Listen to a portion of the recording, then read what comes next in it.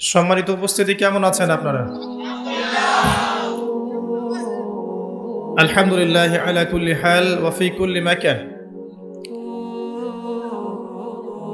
আমরা সবাই এখানে কি উদ্দেশ্যে এসেছি? দিনের জ্ঞান শিখবো, শুনবো, জানবো, আমল করবো, এই তো। যে সময়টুকুতে আলোচনা হবে, অনুরোধ থাকবে আপোষে কথাবার্তা বলবেন না, মোবাইল ফোনগুলোতে ব্যস্ত হবেন না, ছবি তোলা ভিডিও করাতে বেশি ব্যস্ত হবেন না, আলোচনার নূর নষ্ট হয়ে যাবে। আলোচনা দিলের কান দিয়ে শুনবেন, ইসলাহের নিয়তে শুনবেন, আমলের নিয়তে শুনবেন। আল্লাহ পাক বক্তা এবং শ্রোতা সবাইকে জেনে বুঝে আমল করার তৌফিক এনায়েত করুন, আমিন। আজকের লেকচারে আমাদের সমাজের একটা বড় অংশ, আমাদের মা, আমাদের বোন, আমাদের স্ত্রী এবং কন্যা সন্তান, এই বিষয়গুলো আমি কিছুটা হাইলাইট করার চেষ্টা করব ইনশাআল্লাহ তাআলা। অনেক অভিযোগ আমার উপরে মহিলাদের যে লেকচারগুলোর মধ্যে তাদেরকে নিয়ে কথা বেশি বলা হয় না। তো আমি চেষ্টা করব আজকে একটা কনস্ট্রাকটিভ আলোচনা করার জন্য। এর মধ্যে আমাদের সমাজের সবচেয়ে বড় একটা অংশ নারী জাতি, তাদের কিছু বিষয় আমি ফুটিয়ে তোলার চেষ্টা করব ইনশাআল্লাহ তাআলা। ওয়া মা তাওফীকি ইল্লা বিল্লাহ আলাইহি তাওয়াক্কালতু ওয়া ইলাইহি উনীব। আর স্বতন্ত্রভাবে শুধুমাত্র মহিলাদের জন্য আলাদা করে নসিহত করার জায়গা আসলে মাহফিল হয়ে ওঠে না। এর জন্য আলাদা কোনো খুতবায় আমি তাদের পিপাসা মেটানোর চেষ্টা করব ইনশাআল্লাহু আযজা ওয়া জাল। ওয়া মা তাওফীকি ইল্লা বিল্লাহ আলাইহি তাওয়াক্কালতু ওয়া ইলাইহি উনীব। এই কথাগুলো শুধু তাদের জন্য নয়, বরং আমাদের জন্যও। এবং আমি চেষ্টা করব ইনশাআল্লাহ শুরু থেকে শেষ পর্যন্ত পুরো বিষয়টাকে কোরআন এবং সুন্নাহর সাথে বর্তমান প্রেক্ষাপট দিয়ে বিশ্লেষণ করার জন্য। আল্লাহ পাক সবাইকে বোঝার তৌফিক দান করুন, আমাকে বলার তৌফিক দান করুন এবং সর্বাগ্রে আমাকে আমল করার তৌফিক আল্লাহ পাক দান করুন, আমিন। আমরা সৃষ্টির শুরুতে চলে যাই, সেখান থেকে শুরু করি ইনশাআল্লাহ। যদি আমি অন্য লেকচারেও বলেছি, আজকে আবার বলছি যে ইতিহাসের শেষ পৃষ্ঠাটা জানতে হলে আপনাকে শুরুর পৃষ্ঠাটা পড়তে হবে। একটা হিস্ট্রি, ইতিহাসের শেষ পৃষ্ঠা সম্পর্কে আপনার জ্ঞান অর্জন করতে হলে প্রথম পৃষ্ঠাটা পড়া দরকার। এজন্য আল্লাহ রাব্বুল আলামিন কোরআনের প্রথম সূরা ফাতিহা ঠিক পরেই দেখবেন সূরা বাকারা নাজিল করেছেন এবং এর শুরুর দিকেই ইতিহাসের প্রথম ঘটনাগুলো আল্লাহ পাক বলেছেন। আপনাকে স্টাডি শুরু করতে হবে শুরু থেকে। এক লাফে কেউ গাছে উঠতে পারে? আল্লাহ পাক প্রথম থেকে শুরু করেছেন। আল্লাহ রাব্বুল আলামিন সূরা হাদীদের মধ্যে একটা আয়াত বলেছেন যে হুয়াল আউয়াল ওয়াল আখির ওয়া যাহির ওয়াল বাতিন ওয়া হুয়া বিকুল্লি শাইইন আলিম। আল্লাহ পাকই প্রথম, আল্লাহই শেষ। আল্লাহ পাক প্রকাশ্য, আল্লাহ পাক গোপন এবং তিনি প্রত্যেকটা বিষয় সম্পর্কে জ্ঞানী। অর্থাৎ এই সৃষ্টির শুরুতে কিচ্ছু ছিল না, শুধু আল্লাহ পাক একাই ছিলেন। পুরো মহাবিশ্ব সৃষ্টির আগে কিছুই ছিল না, শুধু আল্লাহ একা ছিলেন। যদি কারোর মধ্যে ওয়াসওয়াসা আসে আল্লাহকে কে সৃষ্টি করেছেন আউযু বিল্লাহ, তাহলে পড়বেন আউযু বিল্লাহি মিনাশ শাইতানির রাজিম, তারপরে পড়বেন আমানতু বিল্লাহি ওয়া রুসুলিহি, তারপরে পড়বেন হুয়াল আউয়াল ওয়াল আখির ওয়া যাহির ওয়াল বাতিন ওয়া হুয়া বিকুল্লি শাইইন আলিম। ইনশাআল্লাহ ওয়াসওয়াসা কেটে যাবে। আর এই ওয়াসওয়াসা সেই প্রজন্মের কাছে বেশি আসে যেই প্রজন্ম চোখ থাকতেও অন্ধ, কলব থাকতে উপলব্ধি করে না, কান থাকতেও শোনে না। যেই প্রজন্ম দীর্ঘদিন পড়াশোনা করেছে, করার পরে নাস্তিক হয়ে গেছে। এবং আমরা আমাদের এই প্রজন্মগুলোকে বড় করছি এমনভাবে যে ছোটবেলা থেকে তাদেরকে এমন আদর্শে গড়ে তুলছি, এমন শিক্ষা দিচ্ছি, এমন পরিবেশে বড় করছি, একটা পর্যায়ে গিয়ে যৌবন বয়সে এরা বলছে আল্লাহ বলতে কেউ নাই, নাউযুবিল্লাহ। তারা বলছে ইসলাম সে যুগে চলতো, এ যুগে চলে না। ইসলামের মৌলিক বিষয়গুলো যারা পালন করে এরা মৌলবাদী, এরা সন্ত্রাসী। ইসলামের পর্দার বিধান ওই যুগে চলতো, এই যুগে চলে না। এটা আধুনিকতার যুগ, এগিয়ে যাওয়ার যুগ। এখনকার জেনারেশন এই কথাগুলো বলছে। 25-30 বছর তারা পড়াশোনা করার পরে অজুর 4টা ফরজ বলতে পারে না, নামাজের আরকান আহকামগুলো বলতে পারে না, যাকাতের নিসাব বলতে পারবে না, রাসূলুল্লাহ সাল্লাল্লাহু আলাইহি ওয়াসাল্লামের সিরাত জীবনী একটা বারও পড়ে দেখেনি। ইভেন তারা কোরআনুল কারীমও বিশুদ্ধ করে পড়তে জানে না। এটা হচ্ছে আমাদের প্রজন্ম। এই প্রজন্ম যদি এদেরকে ইসলাহ এবং সংশোধন করানো না যায়, আল্লাহ এবং তার রাসূলের কাছাকাছি না আনা যায়, দিনের জন্য জীবন দেওয়া অনেক দূরের কথা, দিনের জন্য জীবন দেওয়াটা অনেক দূরের কথা, মানবতার কল্যাণেও তারা কিছু করতে পারবে না। আমার কথা কি বুঝতে পারছেন? দিনের জন্য জীবন, জান, মাল, সময়, শ্রম বিলিয়ে দেওয়ার তো অনেক উঁচু ঈমানের পরিচয়। সাধারণ যে বিষয়গুলো আছে এগুলোতেই তারা পিছিয়ে পড়বে। আল্লাহ পাক একা ছিলেন, আল্লাহকে কেউ সৃষ্টি করেনি। আল্লাহ পাক সবকিছু সৃষ্টি করেছেন। লাম ইয়ালিদ ওয়া লাম ইউলাদ ওয়া লাম ইয়াকুল লাহু কুফুয়ান আহাদ। 3 বার পড়লে এই সূরা আপনি কোরআন খতমের নেকি পাচ্ছেন। বারবার আমি বলি একটা কথা, কোরআন তেলাওয়াত বাড়িয়ে দিন। দৈনিক অন্তত 5টা পৃষ্ঠা 10টা পৃষ্ঠা করে পড়ুন। কোরআনুল কারীমের তেলাওয়াত আপনার জীবনে বারাকা নিয়ে আসবে। আপনার হায়াতে রিজিকে সময় ইনশাল্লাহ বরকত নেমে আসবে। বিপদ আপদ বালা মুসিবতে আপনি কম পড়বেন, রোগ ব্যাধি কম হবে ইনশাআল্লাহ। এবং আল কোরআন আপনার পক্ষে সুপারিশ করবে কাল কিয়ামতের মাঠে ইনশাআল্লাহ আযজা ওয়া জাল্লা। তো আল্লাহ রাব্বুল আলামিন এরপরে সৃষ্টি করেছেন আরশে আযীম, এবং আরশে আযীমটা ছিল পানির উপরে। কানা আরশুহু আলাল মা, আল্লাহ পাক বলেছেন। আরশ বহনকারী ফেরেশতাদের বর্ণনা আল্লাহ পাক কোরআনে সূরা হাক্কার মধ্যে দিয়েছেন। 8 জন ফেরেশতা আরশকে বহন করে নিয়ে আসবে। ফেরেশতাদের আকৃতি চিন্তা করুন তাহলে।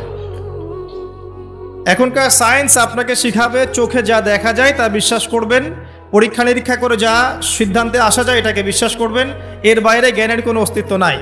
এই কারণেই তারা আল্লাহকে বিশ্বাস করবে না, যেহেতু চাক্ষুষ দেখা যাচ্ছে না। এই কারণেই তারা ফেরেশতাদেরকেও বিশ্বাস করবে না, যেহেতু ফেরেশতাকে আপনি পরীক্ষা করে প্রমাণ করতে পারছেন না। এই কারণেই তারা জিন জাতিকে বিশ্বাস করবে না, কবরের আযাব, পরকালকে বিশ্বাস করবে না, এবং রূহ বা আত্মাকেও বিশ্বাস করবে না। জ্ঞানের এই যে মানদণ্ড নির্ধারণ করা হয়েছে, এটা হচ্ছে একটা শিক্ষা সেক্টরের শিরক। এখনকার বিশ্বের প্রতিটা সেক্টরেই শিরক আছে। শিক্ষা, পরিবার, অর্থনীতি, রাজনীতি, জিওপলিটিক্স, প্রতিটা সেক্টরেই শিরক আছে। আপনাকে 2 চোখ দিয়ে দেখতে হবে। খিদির আলাইহিস সালামের মতো, শুধু মূসা আলাইহিস সালামের মতো বাহ্যিক চোখে নয়। কেন নৌকা ফুটা করলেন, কেন বাচ্চাকে হত্যা করলেন, কেন দেয়াল নির্মাণ করলেন, এভাবে নয়, বরং পিছনের কারণ আপনাকে খুঁজতে হবে। নৌকা ফুটা না করলে জলদস্যু নিয়ে যেত। বাচ্চাকে হত্যা না করলে এ বাচ্চা বড় হয়ে কাফের হতো, পিতামাতাকে কাফের বানাতো। দেয়াল নির্মাণ না করলে এর নিচে কি ছিল, কানস বা গুপ্তধন, এটা ওই এতিম বাচ্চারা পেত না। খিদির আলাইহিস সালামের কাছে আল্লাহর আধ্যাত্মিকত্ব ছিল, আল্লাহর নূর দিয়ে তিনি দেখেছেন। এভাবে দেখলে আপনি বুঝবেন সারা ওয়ার্ল্ডের প্রতিটা সেক্টরে এখন করাপশন, দুর্নীতি এবং শিরক আছে, প্রতিটা সেক্টর। এটা হচ্ছে শিক্ষা ক্ষেত্রে শিরক। আপনি জ্ঞানের মানদণ্ড নির্ধারণ করেছেন এমন একটা বিষয়কে যার মূল বক্তব্য হচ্ছে চাক্ষুষ যেটা আপনি দেখবেন না, পরীক্ষা নিরীক্ষা পর্যবেক্ষণে আপনি সিদ্ধান্তে আসতে পারবেন না, এর কোনো অস্তিত্ব নাই। এই কারণে ঈমানের 6 পিলারের কোনোটাই তারা বিশ্বাস করে না। এই পশ্চিমারা এবং যারা এই শিক্ষা দর্শনটা ছড়িয়ে দিয়েছে সারা বিশ্বে, এরা ঈমানের 6 পিলারের কোনোটাই বিশ্বাস করে না। করে তারা কি আল্লাহ বিশ্বাস করে, মালায়েকায় বিশ্বাস করে, আসমানি কিতাব সমূহে বিশ্বাস করে, নবী রাসূলগণকে দেখেছে বিশ্বাস করে, পরকালকে বিশ্বাস করে, তাকদীরকে বিশ্বাস করে, কোনোটাই বিশ্বাস করে না। এটা ঈমানের 6 পিলার, যেটা বিশ্বাস না করলে আমাদের ঈমান থাকে না।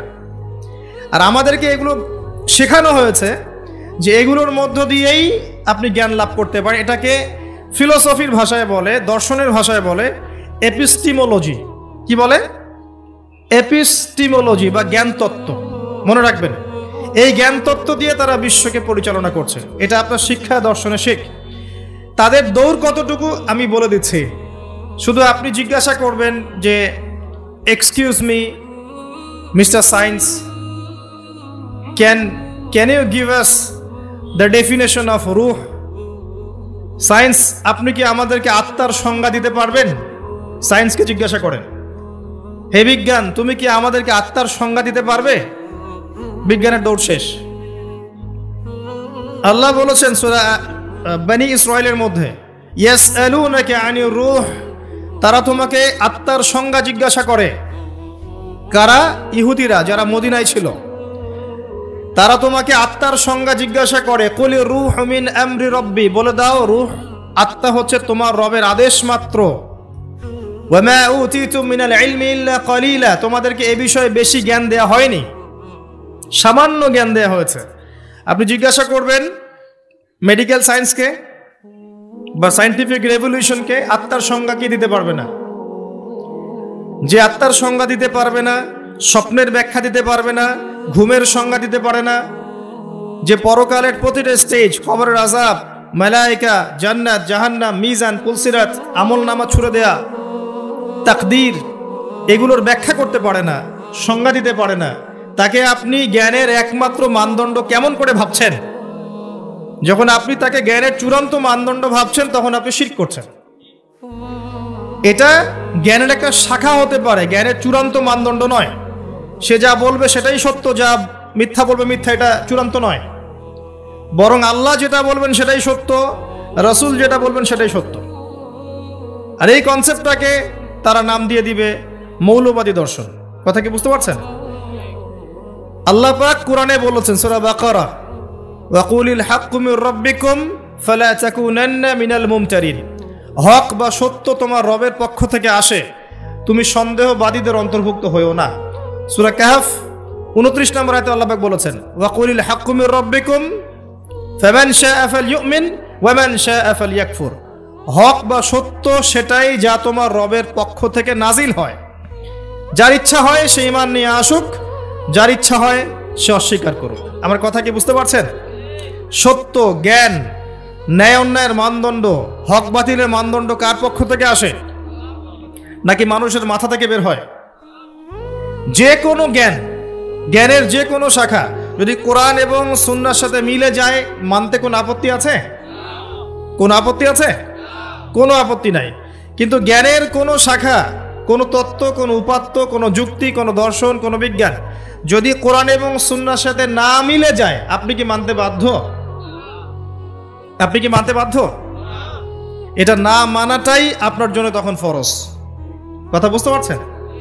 এবার আসেন, আল্লাহ পাক আরশে আজিম সৃষ্টি করেছেন। এই আরশে আজিমের নিচে আল্লাহ পাক 7 শ্রেণীর মানুষকে কিয়ামতের মাঠে ছায়া দিবেন। কয় শ্রেণী? কয় শ্রেণী? এটা মুখস্থ করবেন। 7 শ্রেণীর মানুষ। 1 নাম্বার হচ্ছে ন্যায়পরায়ণ শাসক। 1 নাম্বার কে? যত মানুষকে আল্লাহ পাক আজকে শাসন ক্ষমতা দিয়েছেন, ছোট ক্ষেত্র থেকে বড় পর্যন্ত, তাদের সবার সামনে 2টা গন্তব্য অপেক্ষা করছে। কয়টা? এর বাইরে কোনো গন্তব্য নাই তাদের জন্য। যে যাকে আল্লাহ পাক যে দায়িত্ব দিয়েছেন, একদম ছোট থেকে শুরু করে, একদম ছোট লেভেল থেকে শুরু করে উঁচু লেভেল পর্যন্ত যাদেরকে আল্লাহ পাক শাসন ক্ষমতা দিয়েছেন, তাদের সামনে 2টা গন্তব্য অপেক্ষা করছে। একটা হচ্ছে তারা ন্যায়পরায়ণ হলে আরশে আজিমের ছায়ায় ছায়া পাবে ইনশাআল্লাহ। যেমন ওমর ইবনুল খাত্তাব, তিনি কি আমিরুল মুমিনিন ছিলেন না? তিনি আরশে আজিমের ছায়ায় ছায়া পাবেন ইনশাআল্লাহ তাআলা। যুলকারনাইন নাম শুনেছেন? কোন সূরায় আছে? কোন সূরায় আছে? আমি তো এমনি এমনি রাগ হই না, মাঝে মাঝে একটু একটু রাগ হই। আল কোরআনের আলো ঘরে ঘরে জ্বালতে হবে, শুধু স্লোগান দিয়ে নয়, চর্চার মাধ্যমে। কোরআনের আলো ঘরে ঘরে এমনি এমনি জ্বলবে না, প্রত্যেক ঘরে ঘরে আগে কোরআনওয়ালা মানুষ তৈরি করেন। এটা খুব কমন একটা প্রশ্ন। যুলকারনাইন আলাইহিস সালামের ঘটনা সূরা কাহফে আছে, খুব কমন প্রশ্ন, সবাই মোটামুটি জানে যারা একবার কোরআন ঘাটাঘাটি করে দেখেছে। কিন্তু আমাদের বেশিরভাগ মানুষ দেখবেন বলতে পারবে না। তাহলে কোরআনের আলো কি ঘরে ঘরে জ্বলেছে? স্লোগান দিয়ে জ্বলবে? স্লোগান দিয়ে জ্বললে নবী সাল্লাল্লাহু আলাইহি ওয়াসাল্লামকে এত মার খেতে হতো না। তার সাথে জিবরাইল আলাইহিস সালাম ছিলেন। তিনি যদি বলতেন যে মক্কার আবু জেহেল, আবু লাহাব, উতবা সাহেবাকে একটা পাখার ঝটকা দিয়ে উড়িয়ে দেন, দিয়ে মক্কায় আমাদেরকে খেলাফত দিয়ে দেন? সম্ভব ছিল? তায়েববাসীকে 2টা পাহাড়ে পিষে ফেলা পসিবল ছিল। তারপরে নবী সাল্লাল্লাহু আলাইহি ওয়াসাল্লামকে 3 বছর গোপন দাওয়াত দিতে হয়েছে, মানুষের গালমন্দ খেতে হয়েছে, মানুষ হত্যা করার চেষ্টা করেছে, দেশ থেকে চলে যেতে হয়েছে, তায়েববাসীর নির্যাতন সহ্য করতে হয়েছে, বদর, উহুদ, খন্দক, খায়বারের যুদ্ধ করে মক্কা বিজয় করতে হয়েছে। এমনি এমনি হয়েছে? খালি স্লোগান দিয়ে আইওয়াস শোডাউন করে কাজ হবে? কোরআনের আলো ঘরে ঘরে জ্বলবে তখনই যখন প্রত্যেক ঘরে কোরআনওয়ালা মানুষ তৈরি হবে ইনশাআল্লাহ। আল্লাহ পাক এটাই বলেছেন সূরা মেবি মায়েদা, বা না হলে আমি ভুল করছি হয়তো বা, তবে আয়াতটা বলছি। আল্লাহ পাক বলেছেন ইয়া আইয়ুহাল্লাযীনা আমানু, হে মুমিনগণ, আলাইকুম আনফুসাকুম, তোমরা নিজেরা তোমাদের নিজেদের নফস ঠিক করো, নিজেরা নিজেদের নফসটা ঠিক করো। লা ইয়াদুররুকুম মান দাল্লা ইন ইহতাদাইতুম, যারা পথভ্রষ্ট হয়ে গেছে ওদের পথভ্রষ্টতা তোমাদেরকে ক্ষতি করবে না যদি তোমরা হেদায়েতের উপর থাকো। নিজে ঠিক হন, নিজের ঘর ঠিক করেন, বাকি সব ঠিক হবে ইনশাআল্লাহ তাআলা। নিজে ঠিক না হলে মানুষের ঘর ঠিক হবে না।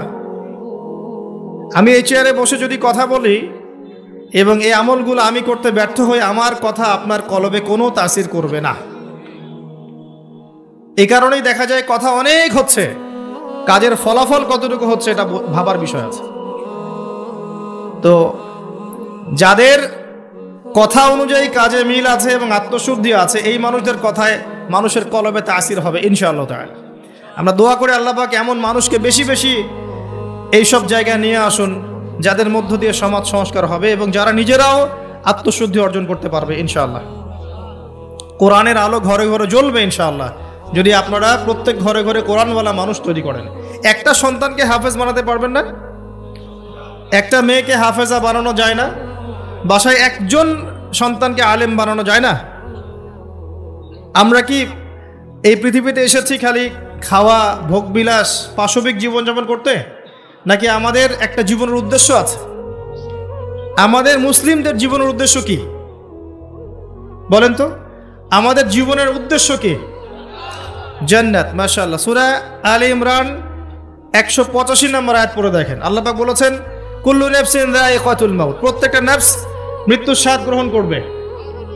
ফামান, এরপরে আছে ওয়া ইন্নামা তুওয়াফাউনা উজুরাকুম ইয়াওমাল কিয়ামাহ, তোমাদেরকে কিয়ামতের মাঠে পূর্ণ প্রতিদান দেয়া হবে। ফামান যুহসিহা আনিন নার ওয়া উদখিলাল জান্নাতা ফাকাদ ফাজ, কিয়ামতের মাঠে যাদেরকে জাহান্নাম থেকে বাঁচানো হবে এবং জান্নাতে প্রবেশ করানো হবে একমাত্র সে ব্যক্তি সফল। তো আমাদের জীবনের গন্তব্য কি ভাই? জান্নাত। সফলকে, সাফল্যের সংজ্ঞা কি? যাকে পুলসিরাত পার করানো হবে সে সফল। দুনিয়াতে যার বাড়ি গাড়ি, টাকা কড়ি, ব্যাংক ব্যালেন্স আছে, সম্পত্তি আছে, ক্ষমতা আছে, এই যে সফল, কোনো গ্যারান্টি আছে? কোনো গ্যারান্টি নাই। যে ব্যক্তি কিয়ামতের মাঠে পুলসিরাত পার হতে পারবে এই ব্যক্তি সফল। আর কে পার হতে পারবে? যে ব্যক্তি সূরা জারিয়াতের 56 নম্বর আয়াতের উপর আমল করবে। আয়াতটা কি? ওয়ামা খালাকতুল জিন্না ওয়াল ইনসা ইল্লা লিয়াবুদুন, আমি মানুষ এবং জিনকে শুধুমাত্র আমার ইবাদত করার জন্য সৃষ্টি করেছি। তো পৃথিবীতে যে আল্লাহর ইবাদত করবে, যার জীবনের গন্তব্য ঠিক রাখবে, সে ব্যক্তি সফল, আর কেউ সফল না। তা আমাদের উদ্দেশ্য কি ভাই? খালি বিয়ে করা, ঘর সংসার করা, বাচ্চা পয়দা করা, মারা যাওয়া? যাদের সমস্যা হচ্ছে আল্লাহর ওয়াস্তে এখান থেকে চলে যান প্লিজ। যাদের এখানে সমস্যা হচ্ছে, কথাবার্তা বলছেন, বাসায় গিয়ে লেপের তলে শুয়ে শুয়ে ওয়াজ শুনবেন, এখানকার পরিবেশ নষ্ট করবেন না। যারা কষ্ট করে এখানে এসেছে বসে বসে ওয়াজ শুনতে, এদের জন্য লেকচার। সমস্যা হলে বাসায় চলে যান, কম্বলের নিচে শুয়ে শুয়ে লেকচার শোনেন, আর ইউটিউব ফেসবুকে কমেন্ট করে জিহাদ করেন। কিবোর্ড মুজাহিদ ওখানে বসে বসে কমেন্ট করবে, এটাই তার জিহাদ। যখন দেখবেন 100-200 কুকুর শুয়োরের সামনে একজন মুসলিমা দিনী বোন তাকবীর দিচ্ছে, তখন দেখবেন 1000টা মানুষ তাকবীর দেওয়া শুরু করবে। এর আগে তোমার তাকবীর কোথায় ছিল? এতদিন তো পশুর মতো জীবনযাপন করেছে। এখন একটা মেয়েকে আল্লাহ পাক জজবা দিয়েছেন, এখন দেখবেন যে কোনোদিন নামাজও পড়ে নাই সেও আল্লাহু আকবার লিখে ফেসবুকে স্ট্যাটাস দিচ্ছে। তোমার আল্লাহু আকবারের কিছু যায় আসে না। আল্লাহু আকবার দেওয়ার মানুষ আল্লাহ পাক তৈরি করবেন ইনশাআল্লাহ। আর আল্লাহ পাকের গরু ছাগলের প্রয়োজন নাই। আনআমের প্রয়োজন নাই। লাহুম কুলুবুন লা ইয়াফকাহুনা বিহা, আছে না? ওয়া লাহুম আযানুন লা ইয়াসমাউনা বিহা ওয়া লাহুম আ'য়ুনুন লা ইউবসিরুনা বিহা উলাইকা কাল আনআম। এই আনআমদের আল্লাহর কোনো প্রয়োজন নাই। আল্লাহ পাক তার দিনকে বিজয় করার জন্য আল্লাহর মুখলেস বান্দা তৈরি করবেন ইনশাআল্লাহ। একজন সরে যাবে 10 জন আসবে, 10 জন সরে যাবে 100 জন আসবে। ছেলে থাকবে না, মেয়ে আসবে। এই প্রজন্ম থাকবে না, নতুন প্রজন্ম আসবে। আল্লাহ পাক এই দিনটাকে প্রতিষ্ঠা করবেনই ইনশাআল্লাহ, এ বিষয়ে কোনো সন্দেহ নাই, সন্দেহের কোনো অবকাশই নাই। যদি আমরা দায়িত্ব পালন না করি, ইয়াস্তাবদিল কওমান গায়রাকুম, অন্য কওমকে আল্লাহ পাক স্থলাভিষিক্ত করবেন। সুম্মা লা ইয়াকুনু আমসালাকুম, তারা তোমাদের মতো অপদার্থ হবে না। আল্লাহর কিচ্ছু যায় আসে না আপনাকে আমাকে, জানেন? এই যে আমরা বেঁচে আছি, দুনিয়ার বোঝা হয়ে বেঁচে আছি। আমরা পৃথিবীর বোঝা, এই উম্মতের বোঝা, আবর্জনা। আমরা প্রত্যেকেই, আমি নিজেকেও বলছি, আমরা উম্মার আবর্জনা। আমরা যদি উম্মার কিছু হতাম, আমাদের দ্বারা উম্মা বিজয় লাভ করত। আমাদের টার্গেট এখন একটা, দুনিয়া। আমাদের টার্গেট দুনিয়া, ভোগবিলাস, খাওয়া দাওয়া, ব্যাংক ব্যালেন্স, টাকা পয়সা, বাড়ি গাড়ি, স্ত্রী সন্তান, এতটুকু। মাঝে মাঝে আমরা জুমার নামাজে আসি, ঈদের নামাজ পড়ি, রমজান মাসে রোজা না রাখলেও তারাবিতে আসি, যাকাত দেই কি না দেই, সদকা একটু করি, বছর বছর হজ উমরা করি, টুপি লাগাই, দাড়ি লাগাই, ব্যাস ভোটের সিজন আসলে আবার ওইটা দিয়ে ভোট চাই। এই হলো আমাদের চরিত্র। এখন আমাদের আল্লাহর কোনো প্রয়োজন নাই। আল্লাহ পাক বলেছেন, ইন তানসুরুল্লাহ ইয়ানসুরুকুম, তোমরা যদি আল্লাহকে সাহায্য করো তখন আল্লাহ তোমাদেরকে সাহায্য করবেন। ইন্নাল্লাহা লা ইউগাইয়িরু মা বিকওমিন হাত্তা ইউগাইয়িরু মা বিআনফুসিহিম, কোন কওমের অবস্থা আল্লাহ পাক ততক্ষণ ঠিক করেন না যতক্ষণ ওই কওম তাদের অবস্থা সংশোধন করছে না। আলাইকুম আনফুসাকুম, নিজের নফস ঠিক করো, নিজে ঠিক হও। বেসিক জিনিস ঠিক নাই তো আমাদের। বড় বড় চিন্তা করছেন, বেসিকটা ঠিক নাই তো। দেখবেন ম্যাক্সিমাম মানুষ নামাজ পড়ছে না, ম্যাক্সিমাম মানুষ কোরআন পড়তে জানে না। বেশিরভাগ বোন আমাদের বেহায়াপনা, বেপর্দায় চলছে। ম্যাক্সিমামের রিজিক হারাম, জানেন? ম্যাক্সিমাম রিজিক হারাম, সুদ আর ঘুষ আর জেনা, এই যে দুর্নীতি, করাপশন দিয়ে ভর্তি। আল্লাহর ওয়াস্তে সত্য কথা বলতে শেখেন, নিজের নফসের সাথে সত্য বলেন যে আসলেই আমার রিজিকটা কতটুকু হালাল। সুদবিহীন মানুষ খুঁজে পাওয়া দুষ্কর। এখন সুদ খায় না, বা সুদ দেয় না, বা সুদের সাক্ষী থাকে না, বা লিখে রাখে না, বা লোন নেয়নি, এরকম মানুষের সংখ্যা খুব কম। দুই একটা হাতে গোনা পাবেন কিনা আল্লাহ ভালো জানে। একটা গ্রামে যাবেন, প্রত্যন্ত গ্রাম, সেখানে দেখবেন 10টা সুদী এনজিও ভরে আছে। রিজিক আমাদের হারাম। ম্যাক্সিমাম পরিবারকে গিয়ে দেখেন, পরিবারের মধ্যে পর্দা থাকবে না। ম্যাক্সিমাম পরিবার দেখেন বস্তুবাদী, খালি দুনিয়ার পিছনে ছুটছে। সাংস্কৃতিক অঙ্গনে গিয়ে দেখেন, অপসংস্কৃতিতে ভর্তি হয়ে গেছে। যুবকদের দিকে তাকায় দেখেন, ম্যাক্সিমাম মেজরিটি সংখ্যক মাদকের সাথে সম্পৃক্ত।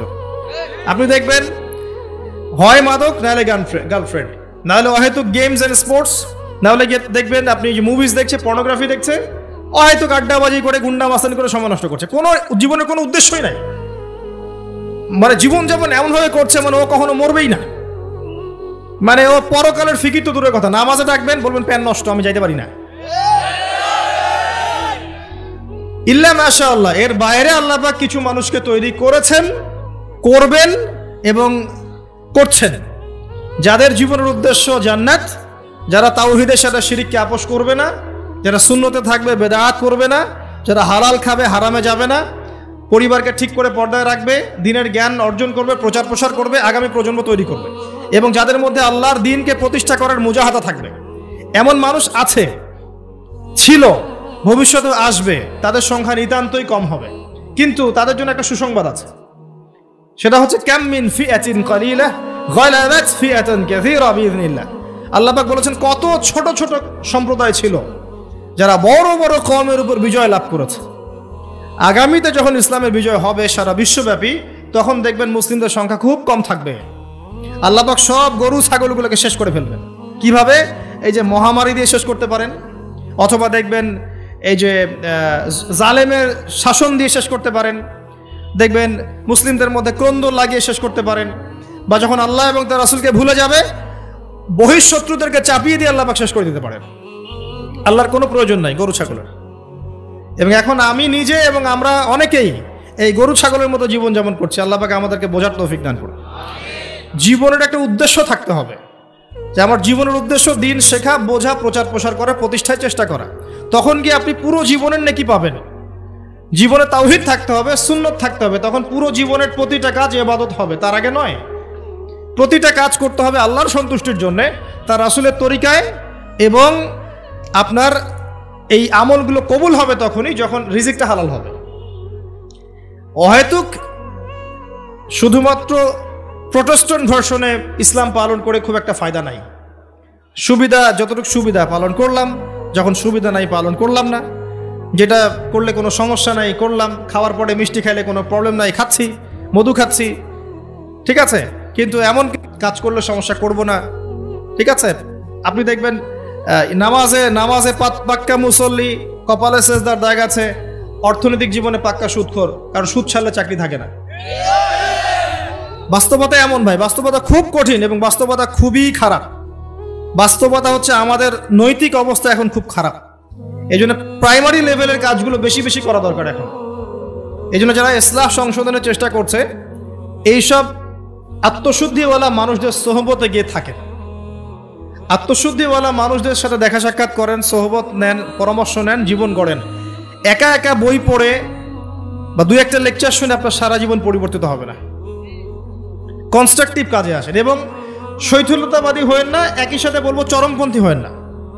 চরমপন্থী হলে উম্মার ক্ষতি আছে। এখন উম্মার বেস ঠিক নাই, একটা বাড়ির ভিত্তি এখন ঠিক নাই, এবং যারা ভিত্তি ঠিক করবে এই মানুষদের সংখ্যা দিন দিন কমে গেছে। কমার পিছনে আমাদেরও ভূমিকা আছে, আমরাও তাদেরকে কম বিতর্কিত করতে ছাড়ি নাই, এবং কোনো কোনো ক্ষেত্রে আমরা একে অপরের সাথে গীবত তহমত করে, সমালোচনা করে, কাদা ছোড়াছুরি করে এতটা সময় নষ্ট করেছি যে উম্মার অনেক ক্ষতি হয়ে গেছে। কথাগুলো খারাপ লাগলেও বাস্তব। আমি ইতিহাসের ছাত্র, যখন বাগদাদ আক্রমণ করেছিল এই যে তাতাররা, মঙ্গোলিয়ানরা, এটা জানেন তো? মঙ্গোলিয়ান যারা ছিল, ওই যে হালাকু খা, চেঙ্গিস খানের বংশধর যারা ছিল, এরা যখন বাগদাদ আক্রমণ করেছে, এরা ছিল প্রচণ্ড পাশবিক। মাত্র 40 দিনের মধ্যে এরা 10-20 লাখ মানুষকে হত্যা করে ফেলেছে বাগদাদের। এই হত্যাটা কিন্তু গুলি করে না, জবাই করে। 10 লাখ 20 লাখ মানুষকে জবাই করে হত্যা করা চারটাখানি কথা না। কি পরিমাণে হিংস্র ছিল চিন্তা করেন। ইতিহাসের পাতায় আছে যে মঙ্গলদের এক একজন নারী সে হাজার হাজার মুসলিমকে হত্যা করেছে, এক একটা মহিলা। ওই সময়ে যারা ওই আব্বাসীয় খেলাফতের দায়িত্বে ছিল, এরা সোনা দানা সব জমা করে তাদের এই যে মাটির নিচে জমা করেছিল। আর ওদের লিডার, মঙ্গোলিয়ানদের লিডার, যখন এই বাদশাকে গলায় দড়ি দিয়ে শেষরায় নিয়ে যাচ্ছে সবার সামনে, তখন তাকে বলছে তোমাদের সম্পদগুলো কোথায়? সে দেখিয়ে দিল সম্পদ মাটির তলে।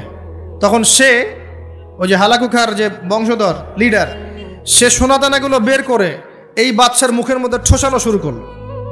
খা, খিদা লেগেছে, পানির পিপাসা লেগেছে, তখন তাকে সোনা খাওয়াচ্ছে, রূপা খাওয়াচ্ছে, খা।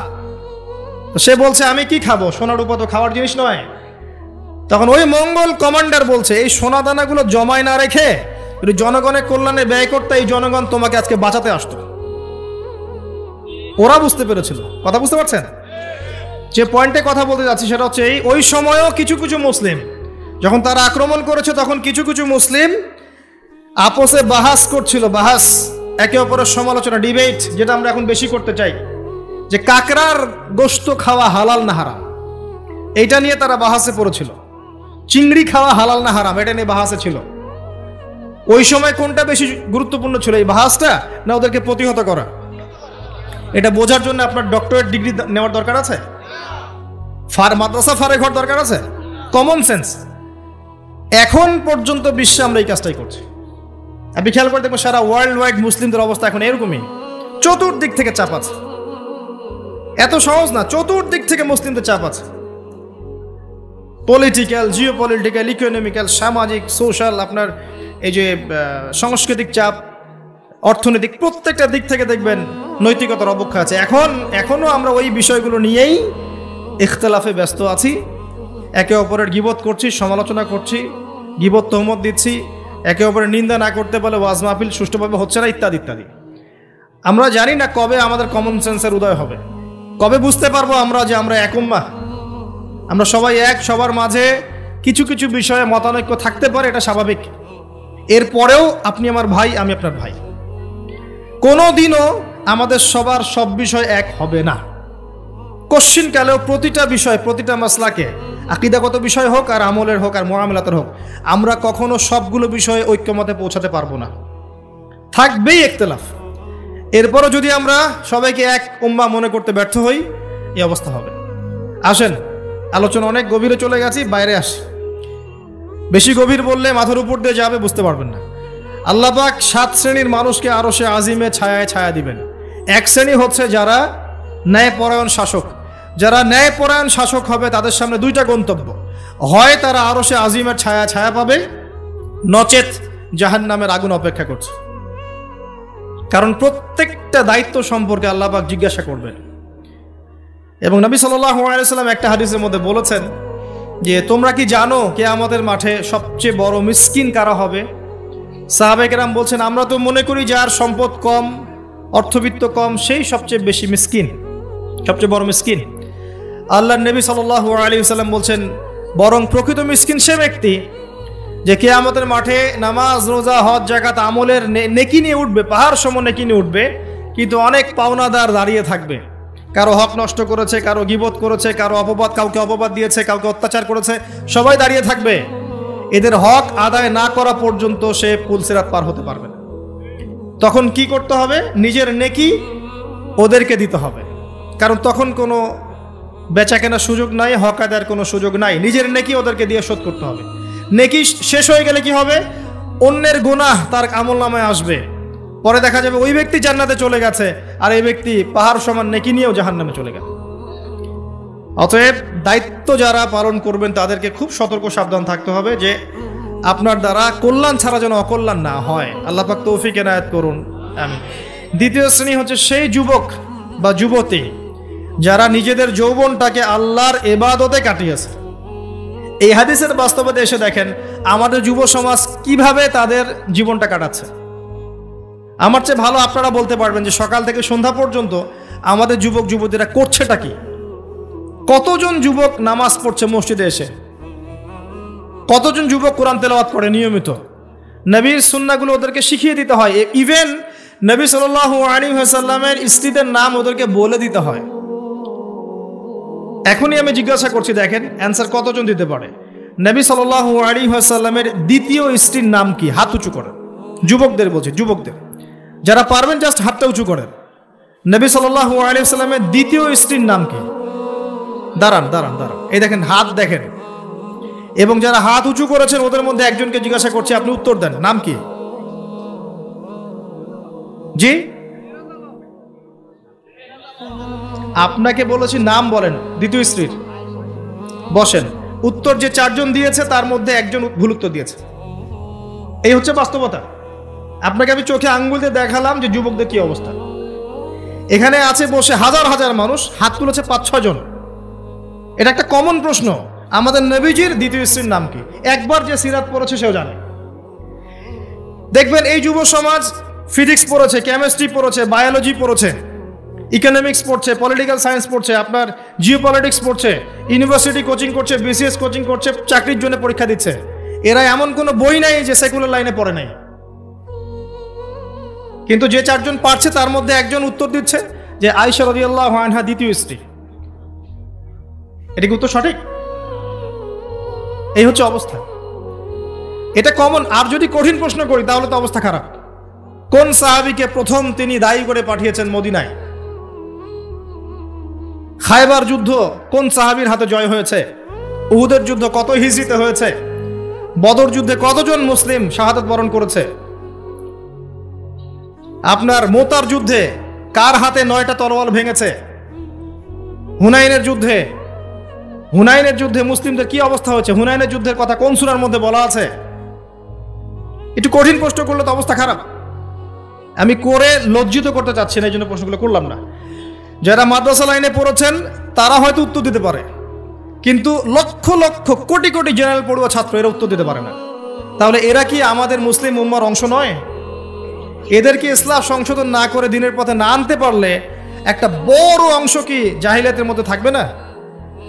আগামী 10-20 বছর পর দেখবেন এরাই অর্থনৈতিক সেক্টরে যাচ্ছে, এরাই পলিটিক্সে যাবে, এরাই সোশ্যাল দায়িত্বে যাবে, এরাই দেখবেন বিভিন্ন জায়গায় চলে যাবে।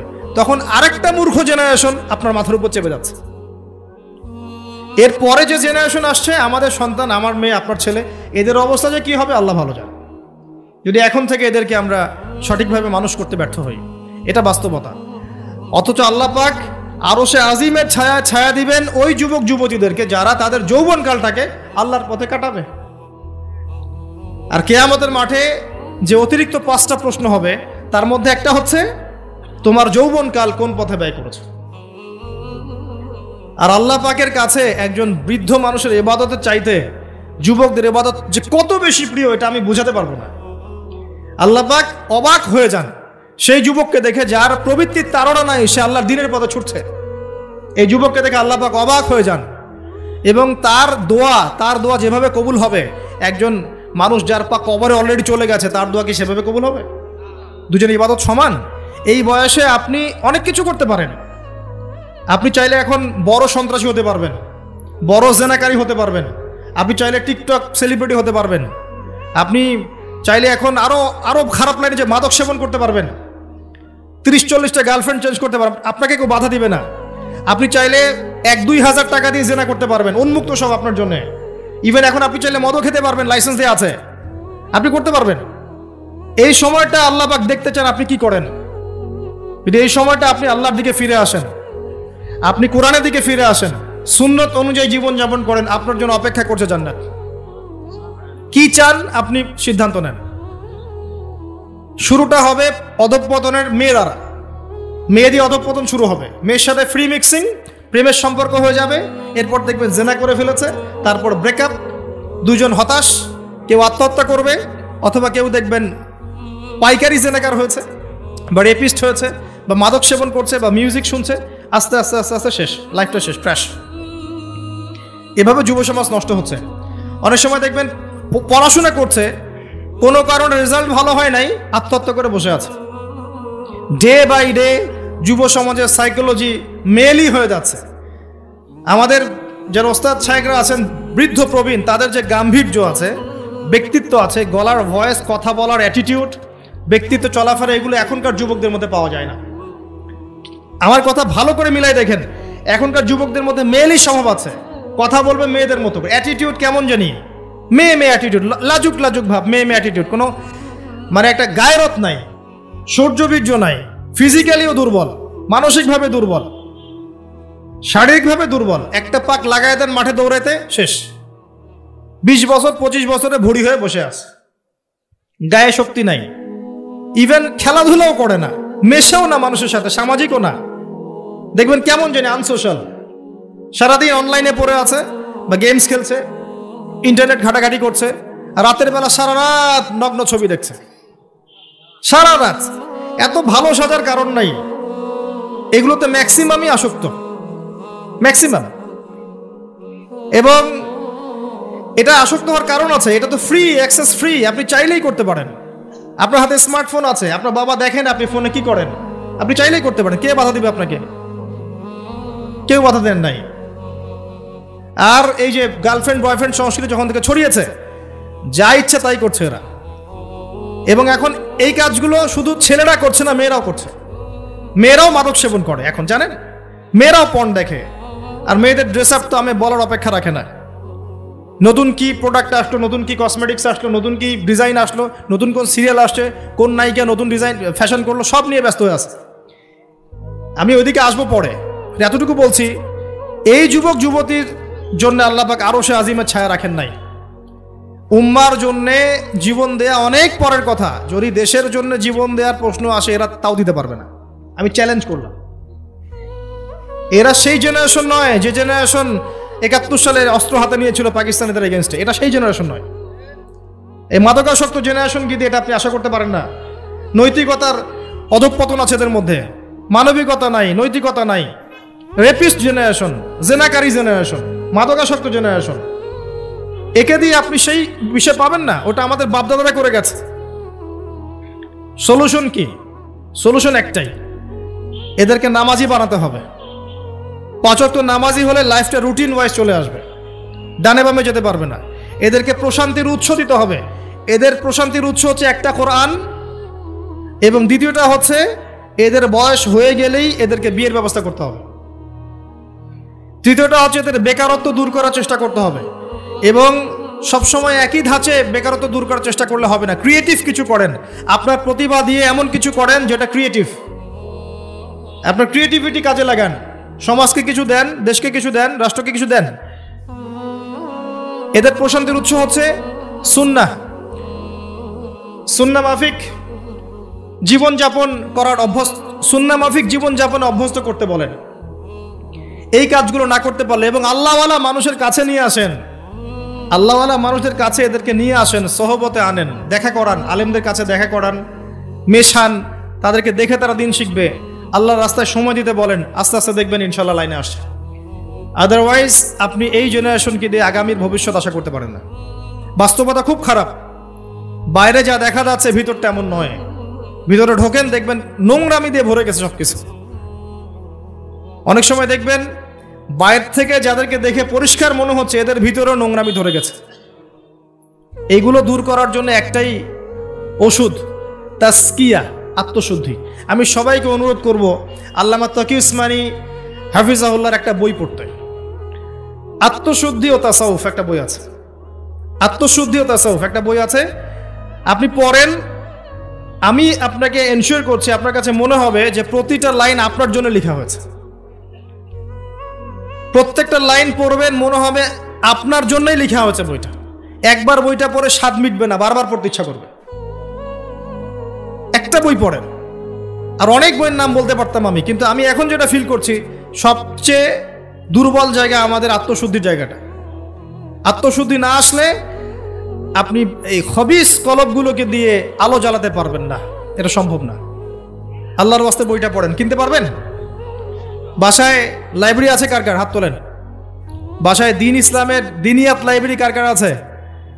ইসলামী বইয়ের লাইব্রেরি আছে ব্যক্তিগত সংগ্রহে? লাইব্রেরি করেন, দেখেন লাইব্রেরির সংখ্যা কতগুলো। কিন্তু জেনারেল লাইব্রেরি কয়জনে আছে? হাত তোলেন। স্কুল কলেজ ইউনিভার্সিটির বই দিয়ে ভর্তি কার কার বাড়ি? সবার বাড়ি ভর্তি, মাশাআল্লাহ। তো এগুলো নিয়ে কবরে যাবেন ইনশাআল্লাহ, তাই না? প্রতি মাসে 1000 টাকার বই কেনা কি খুব কঠিন? আচ্ছা, 500 টাকার বই কেনা খুব কঠিন? 500 টাকা তো আপনার একটা রেডিংয়ে চলে যায়। আপনার গার্লফ্রেন্ডকে নিয়ে কফি খেতে যান, 500 টাকা কেন? ও তো 3000 টাকা বিল করে রেখে দিবে। সে তো আপনার টাকা খেতেই আসছে আপনার কাছে। আপনি কি মনে করছেন সে আপনাকে ভালোবেসে এসেছে? সে আপনার অবস্থানকে ভালোবাসে। কে বলেছে সে আপনাকে ভালোবাসে? সে আপনার অবস্থানকে ভালোবাসে। এগুলো তো নষ্ট করছেন টাকা পয়সা। চায়ের দোকানে বসে ইন্টারনেটের মেগাবাইট কিনে ওয়াইফাই বিল দিয়ে অমুক তমুক করে সমস্ত কিছু করে টাকাগুলো নষ্ট করছেন। কিন্তু আপনি চাইলে প্রতি মাসে 500-1000 টাকার বই কিনতে পারেন। কেনা খুব কঠিন। পড়াশোনা করতে হবে। পড়াশোনার অভ্যাস না থাকলে একদিনের লেকচার শুনে আপনার আদতে কোনো উপকার হচ্ছে না। বিশ্বাস করেন, পড়াশোনা করেন, ইমান বাড়বে, তাসকিয়া হবে। আসেন ওই জায়গায় আসে। ওই যুবক এবং যুবতী যারা নিজেদের যৌবনকালটাকে আল্লাহর পথে উৎসর্গ করেছে, বিলিয়ে দিয়েছে, তারা আরো সে ছায়া ছায়া পাবে ইনশাআল্লাহ। 3 নাম্বার হচ্ছে সেই যুবকরা খুব ভালো করে শোনেন, সেই যুবক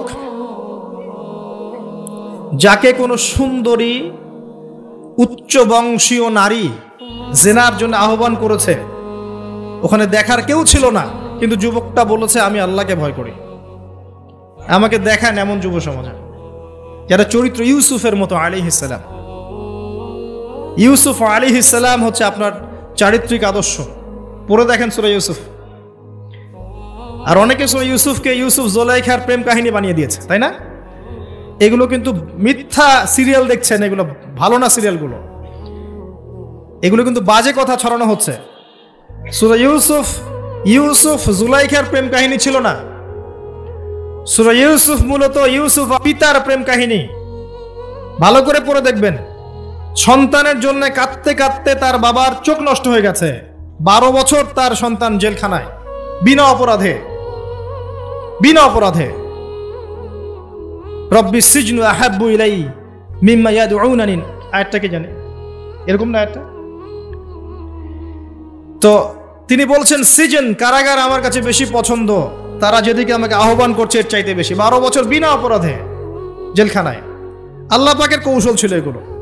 ওয়া মাকারু ওয়া মাকারাল্লাহ ওয়াল্লাহু খায়রুল মাকিরিন।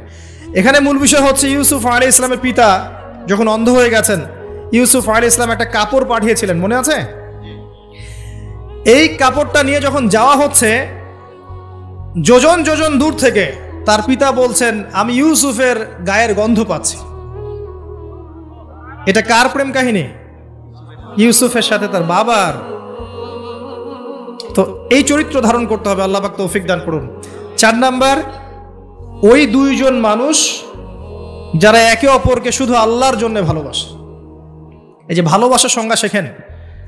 মাকে ভালোবাসেন আল্লাহর জন্য, বাবাকে ভালোবাসেন আল্লাহর জন্য, স্ত্রী সন্তানকে ভালোবাসেন আল্লাহর জন্য,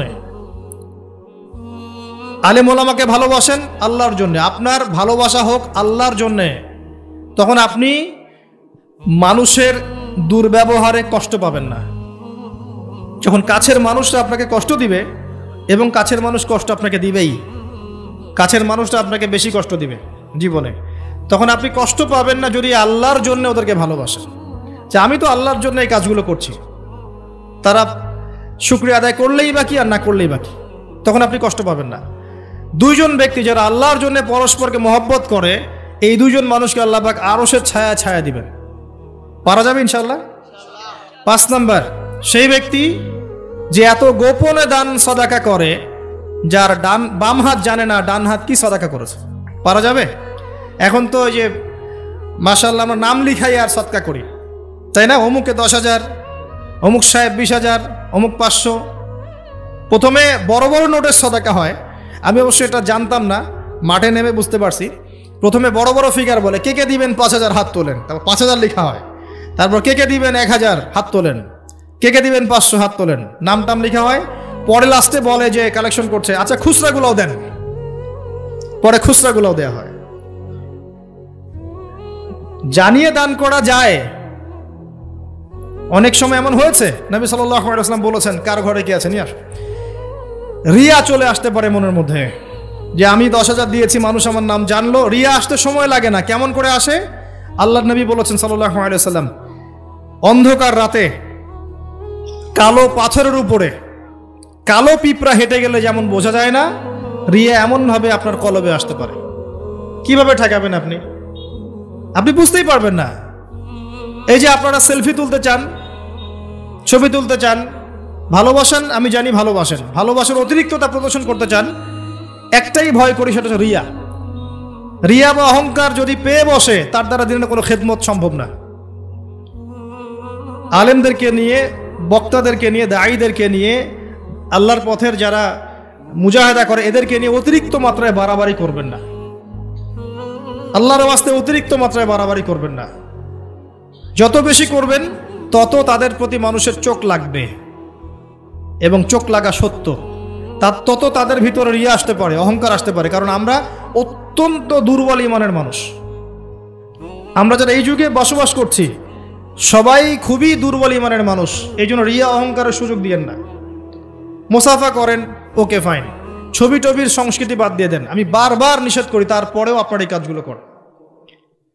এতে কোনো ফায়দা নাই, ক্ষতি ছাড়া কোনো উপকার নাই, ক্ষতি ছাড়া কোনো উপকার নাই। এমনকি বিনা কারণে যারা চিত্র অঙ্কন করে বা ছবি তৈরি করে, এদেরকে শাস্তি দেওয়া হবে। হাদিস আছে, ওলামায়ে কেরামকে জিজ্ঞাসা করেন, প্রাণ সঞ্চার করতে বলা হবে, যে এর মধ্যে প্রাণ ঢুকাও। এটা আমাদের সংস্কৃতি না তো। মূর্তি, ছবি, ভাস্কর্য বা যে উপাসনাগুলো করা, এগুলো আমাদের সংস্কৃতি নয়, এগুলো অন্য কালচার থেকে এসেছে।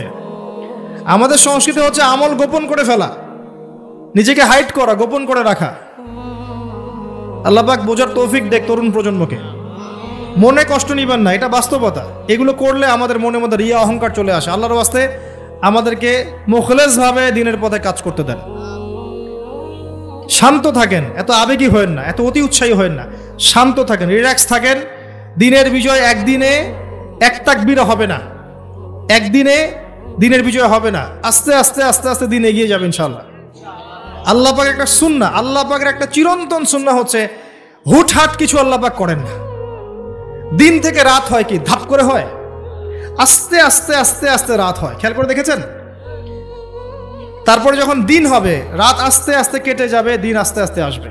ধাপ করে সূর্যোদয় হয়? হয় না। এটা আল্লাহ সুন্নাহ, একবারে কিছু হয় না। আপনি অসুস্থ হয়েছেন, দেখবেন আস্তে আস্তে সুস্থ হবেন, খেয়াল করে দেখেন। আবার আপনি আস্তে আস্তে অসুস্থ হবেন, ধাপ করে হবেন না। আল্লাহ পাকের সুন্নাহ আছে। দিনের বিজয় নবী সাল্লাল্লাহু আলাইহি ওয়াসাল্লামের 23 বছর সময় লেগেছে।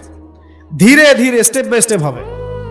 অতএব অতি উৎসাহী হয়েন না, অতি আবেগী হয়েন না, কনস্ট্রাকটিভ কাজ করেন, মাথা ঠান্ডা রাখেন, অতি আবেগী হয়েন না, রিল্যাক্স থাকেন, আস্তে আস্তে দিনের কাজ করেন, ইনশাআল্লাহ দিন এগিয়ে যাবে ইনশাআল্লাহ।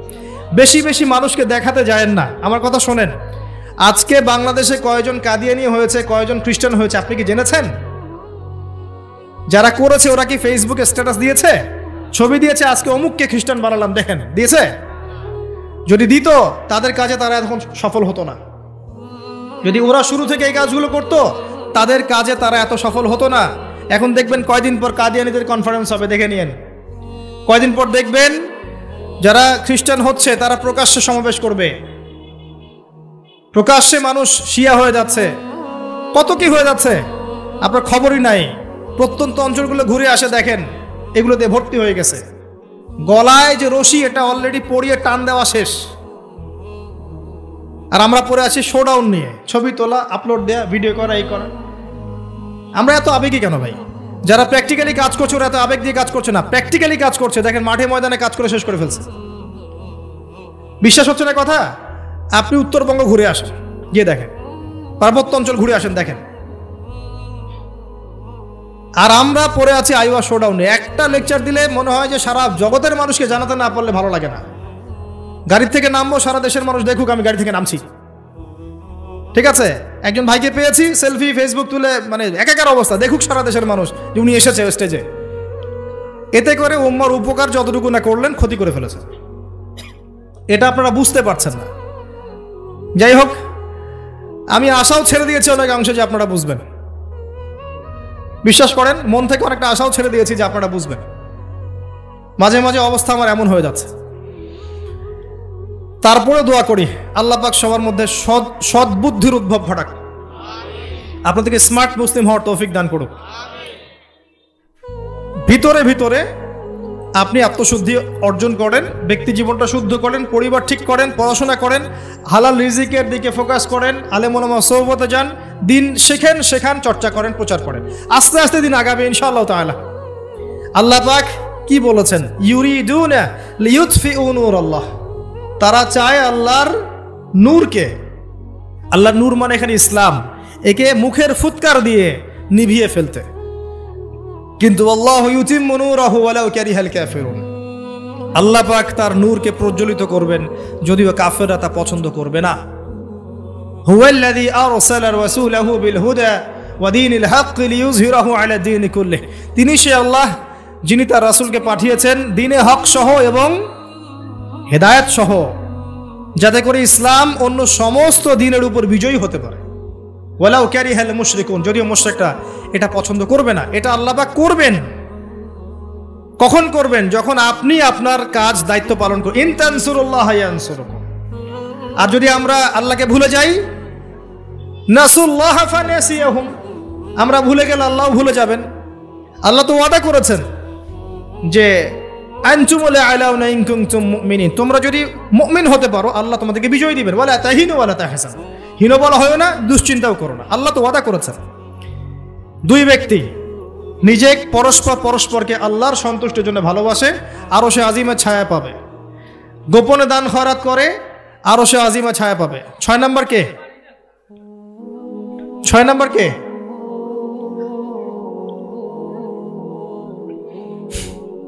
মসজিদ।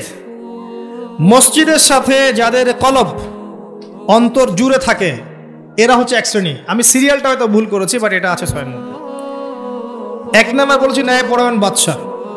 2 নাম্বার যুবক, যার যৌবনকালটা আল্লাহর পথে সে কাটিয়ে দিয়েছে। 3 নাম্বার সুন্দরী নারী, আহ্বান করেছে কিন্তু সে বলেছে আমি আল্লাহকে ভয় করি। দান খয়রাত করেছে এত গোপন ভাবে, ডান হাত বাম হাত জানে না ডান হাত কি দান করেছে। একটা মিস করেছি মাঝখানে, সেটা হচ্ছে এমন শ্রেণীর মানুষ যাদের হৃদয় বা কলব মসজিদের সাথে ঝুলন্ত থাকে, মানে এক ওয়াক্ত নামাজ পড়ে এসেছে, পরের ওয়াক্তে যাওয়ার জন্য মনটা ব্যাকুল থাকে। এমন 5 ওয়াক্ত নামাজের সংখ্যা আমাকে দেখান কতজন। এবং যারা পড়ছি তারাও নামাজ বুঝে পড়ছে কিনা, নামাজে দিল লাগে কিনা, নামাজ পড়ে তৃপ্তি হচ্ছে কিনা, নামাজ পড়েও হারাম ছাড়তে পারছে কিনা, এগুলো খেয়াল করেন। ফজর এশায় কয়জন আসছে খেয়াল করেন। এগুলো ইম্পর্টেন্ট জিনিস, বেসিক জিনিস। আরেকটা হচ্ছে 7 নাম্বার, যে আল্লাহর স্মরণে যেই ব্যক্তিরা গোপনে চোখের পানি ফেলতে পারে, আল্লাহকে স্মরণ করেছে গোপনে নীরবে নিভৃতে, চোখ দিয়ে দরদর করে পানি পড়ছে, এই চোখ জাহান্নামের আগুন দেখবে না ইনশাআল্লাহ। এই 7 শ্রেণীর মানুষকে আল্লাহ পাক তার আরশের ছায়ায় ছায়া দিবেন।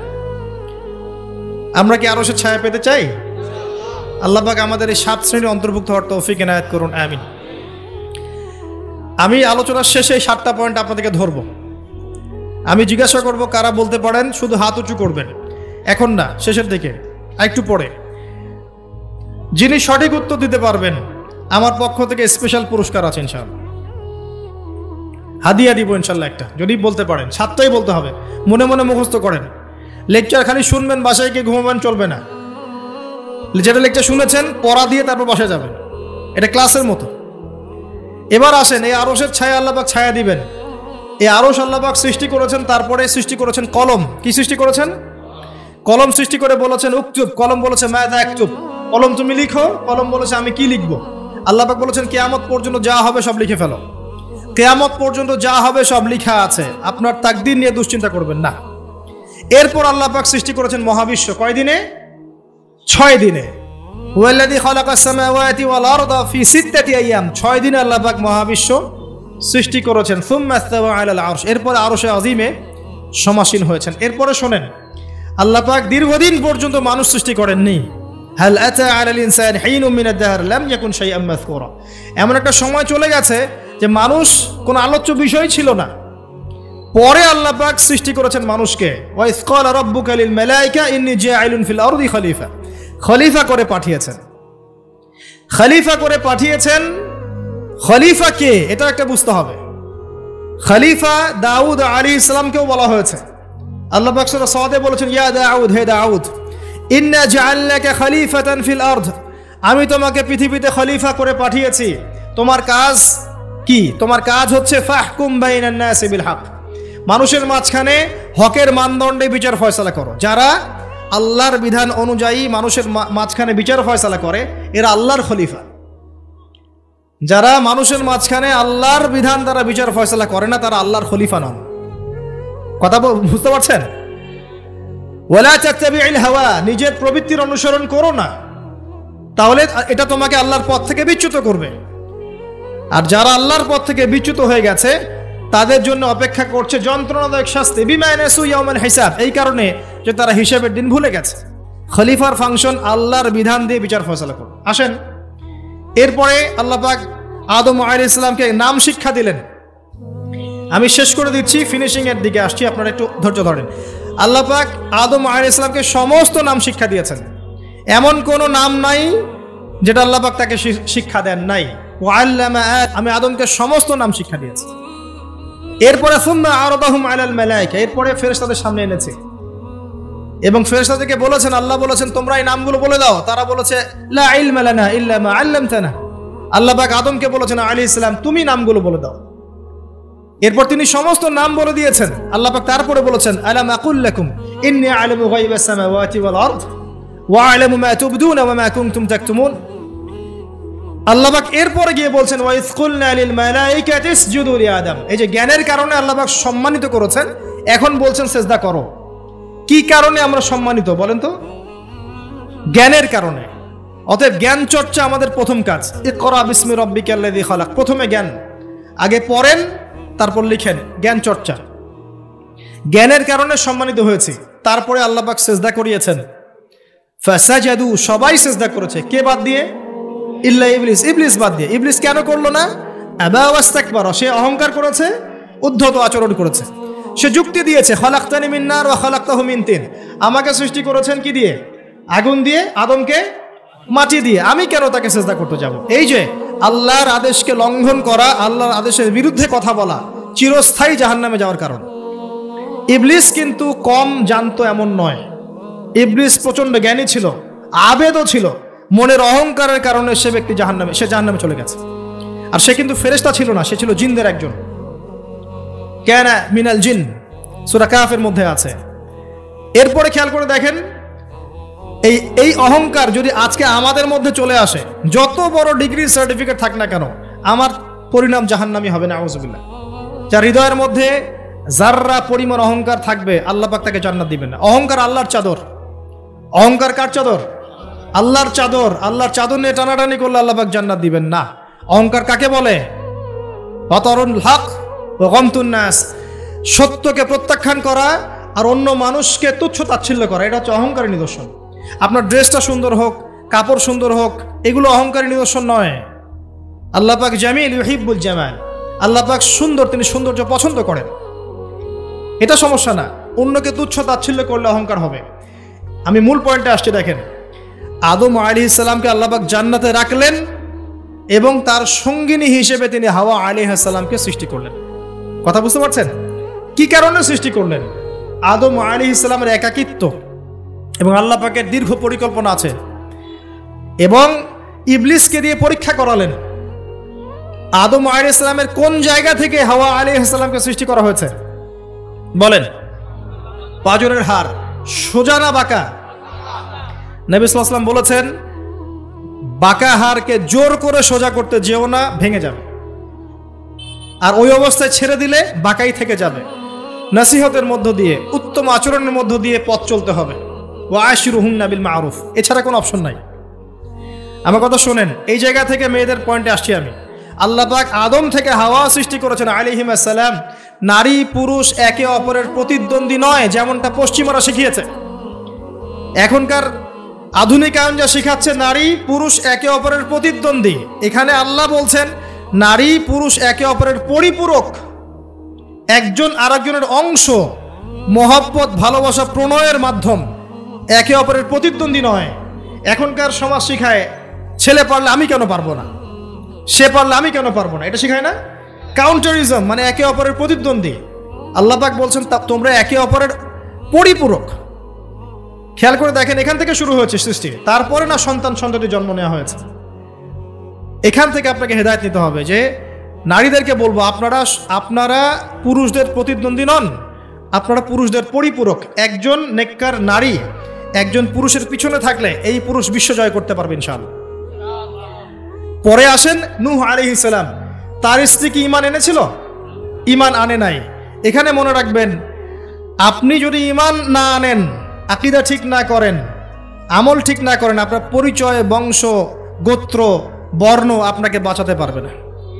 নূহ আলাইহিস সালামের স্ত্রী জাহান্নামে চলে গেছে, লূত আলাইহিস সালামের স্ত্রী জাহান্নামে চলে গেছে, যদিও তারা নবীদের আন্ডারে ছিলেন। আল্লাহর রাসূল সাল্লাল্লাহু আলাইহি ওয়াসাল্লাম তার মেয়ে ফাতিমা রাদিয়াল্লাহু আনহাকে বলেছেন, দুনিয়াতে যা চাওয়ার আমার কাছে চেয়ে নাও, পরকালে তোমার উপকার করতে পারছি না আমি। আর ফাতিমা রাদিয়াল্লাহু আনহা কেমন মানুষ ছিলেন আপনারা জানেন। তো আমি আমাদের মা বোনদেরকে অনুরোধ করবো, আল্লাহকে ভয় করেন, নিজের নফস ঠিক করেন, নিজের কবরের ফিকির করেন, আমল আকীদা ঠিক করেন। আপনি কত বড় আলেমের স্ত্রী, কত বড় শাইখের স্ত্রী, আপনি আপনার স্বামী কত বড় পলিটিক্যাল লিডার, কত বড় সোশ্যাল লিডার, এটার মানদণ্ড আল্লাহ দেখবেন না। আপনার ঈমান, আমল, তাকওয়া শুধু আল্লাহ পাক দেখবেন। আসেন কোরআনের পাতায় পাতায় যাই, চলেন আপনাকে নিয়ে যাচ্ছি। ইব্রাহিম আলাইহিস সালাম নাম শুনেছেন? তার স্ত্রী সারা আলাইহিস সালাম পৃথিবীর সুন্দরী নারীদের মধ্যে অন্যতম। দুজন সুন্দরী নারীর কথা এসেছে, একজন হাওয়া আলাইহিস সালাম, একজন সারা আলাইহিস সালাম। আমাদের এইসব সুন্দরী নারীদের চেয়ে হাজার গুণ সুন্দরী ছিল, অত্যন্ত সুন্দরী। খেয়াল করে দেখবেন, এই যে ইব্রাহিম আলাইহিস সালামের বংশধর যারা, তাদের চেহারা এবং মানে সুরত কিন্তু অত্যন্ত সুন্দর। আমাদের নবী মুহাম্মদ সাল্লাল্লাহু আলাইহি ওয়াসাল্লাম প্রচন্ড সুন্দর ছিলেন না? তার আদি পিতাকে ইসমাইল আলাইহিস সালাম না? আর ইব্রাহিম আলাইহিস সালামের চেহারার মধ্যে অনেক মিল আছে, সাদৃশ্য আছে, একই রকম। আমরা কিন্তু দরুদের মধ্যেও মুহাম্মদ সাল্লাল্লাহু আলাইহি ওয়াসাল্লামের নামের পাশে ইব্রাহিম আলাইহিস সালামের নাম বলছি। তাদের উভয়ের জীবনে প্রচন্ড মিল ছিল। পয়েন্টে আসেন, সারা আলাইহিস সালাম অত্যন্ত সুন্দরী ছিলেন। তিনি একাই তার স্বামীর সাথে বের হয়ে চলে গেলেন কোথায়? ওই যে প্যালেস্টাইন, যেটা এখন দখল করে রেখেছে এই জিউসরা। তার সাথে কেউ নাই। ইব্রাহিম আলাইহিস সালামের সাথে পরিবার নাই, সমাজ নাই, কেউ নাই। তার স্ত্রী আছে। একজন নেককার স্ত্রী সাথে থাকলে স্বামী বিশ্ব জয় করতে পারবে। এই জায়গায় আমি ছেলে মেয়ে সবার জন্য হেদায়েতের কথা বলছি। মেয়েরা আমাকে অনেক অভিযোগ দিয়েছে, মেয়ে নিয়ে কোনো কথা বলি না ওয়াজের মধ্যে। আমি এখন কিছু কথা বলে শেষ করছি ইনশাআল্লাহ। সারা আলাইহিস সালাম যখন যাচ্ছেন, একজন লম্পট রাজা, মনে আছে, লম্পট একজন বাদশা তাকে ভোগ করতে চেয়েছিল, তুলে নিয়ে কিডন্যাপ করেছে। এই সময় ইব্রাহিম আলাইহিস সালাম মাজুর ব্যক্তি, নামাজে দাঁড়িয়ে গেছেন, আল্লাহর কাছে সাহায্য চাচ্ছেন। এটাই নবীগণের সুন্নাহ। কোনো সমস্যায় পড়লে নামাজে দাঁড়িয়ে যেতেন।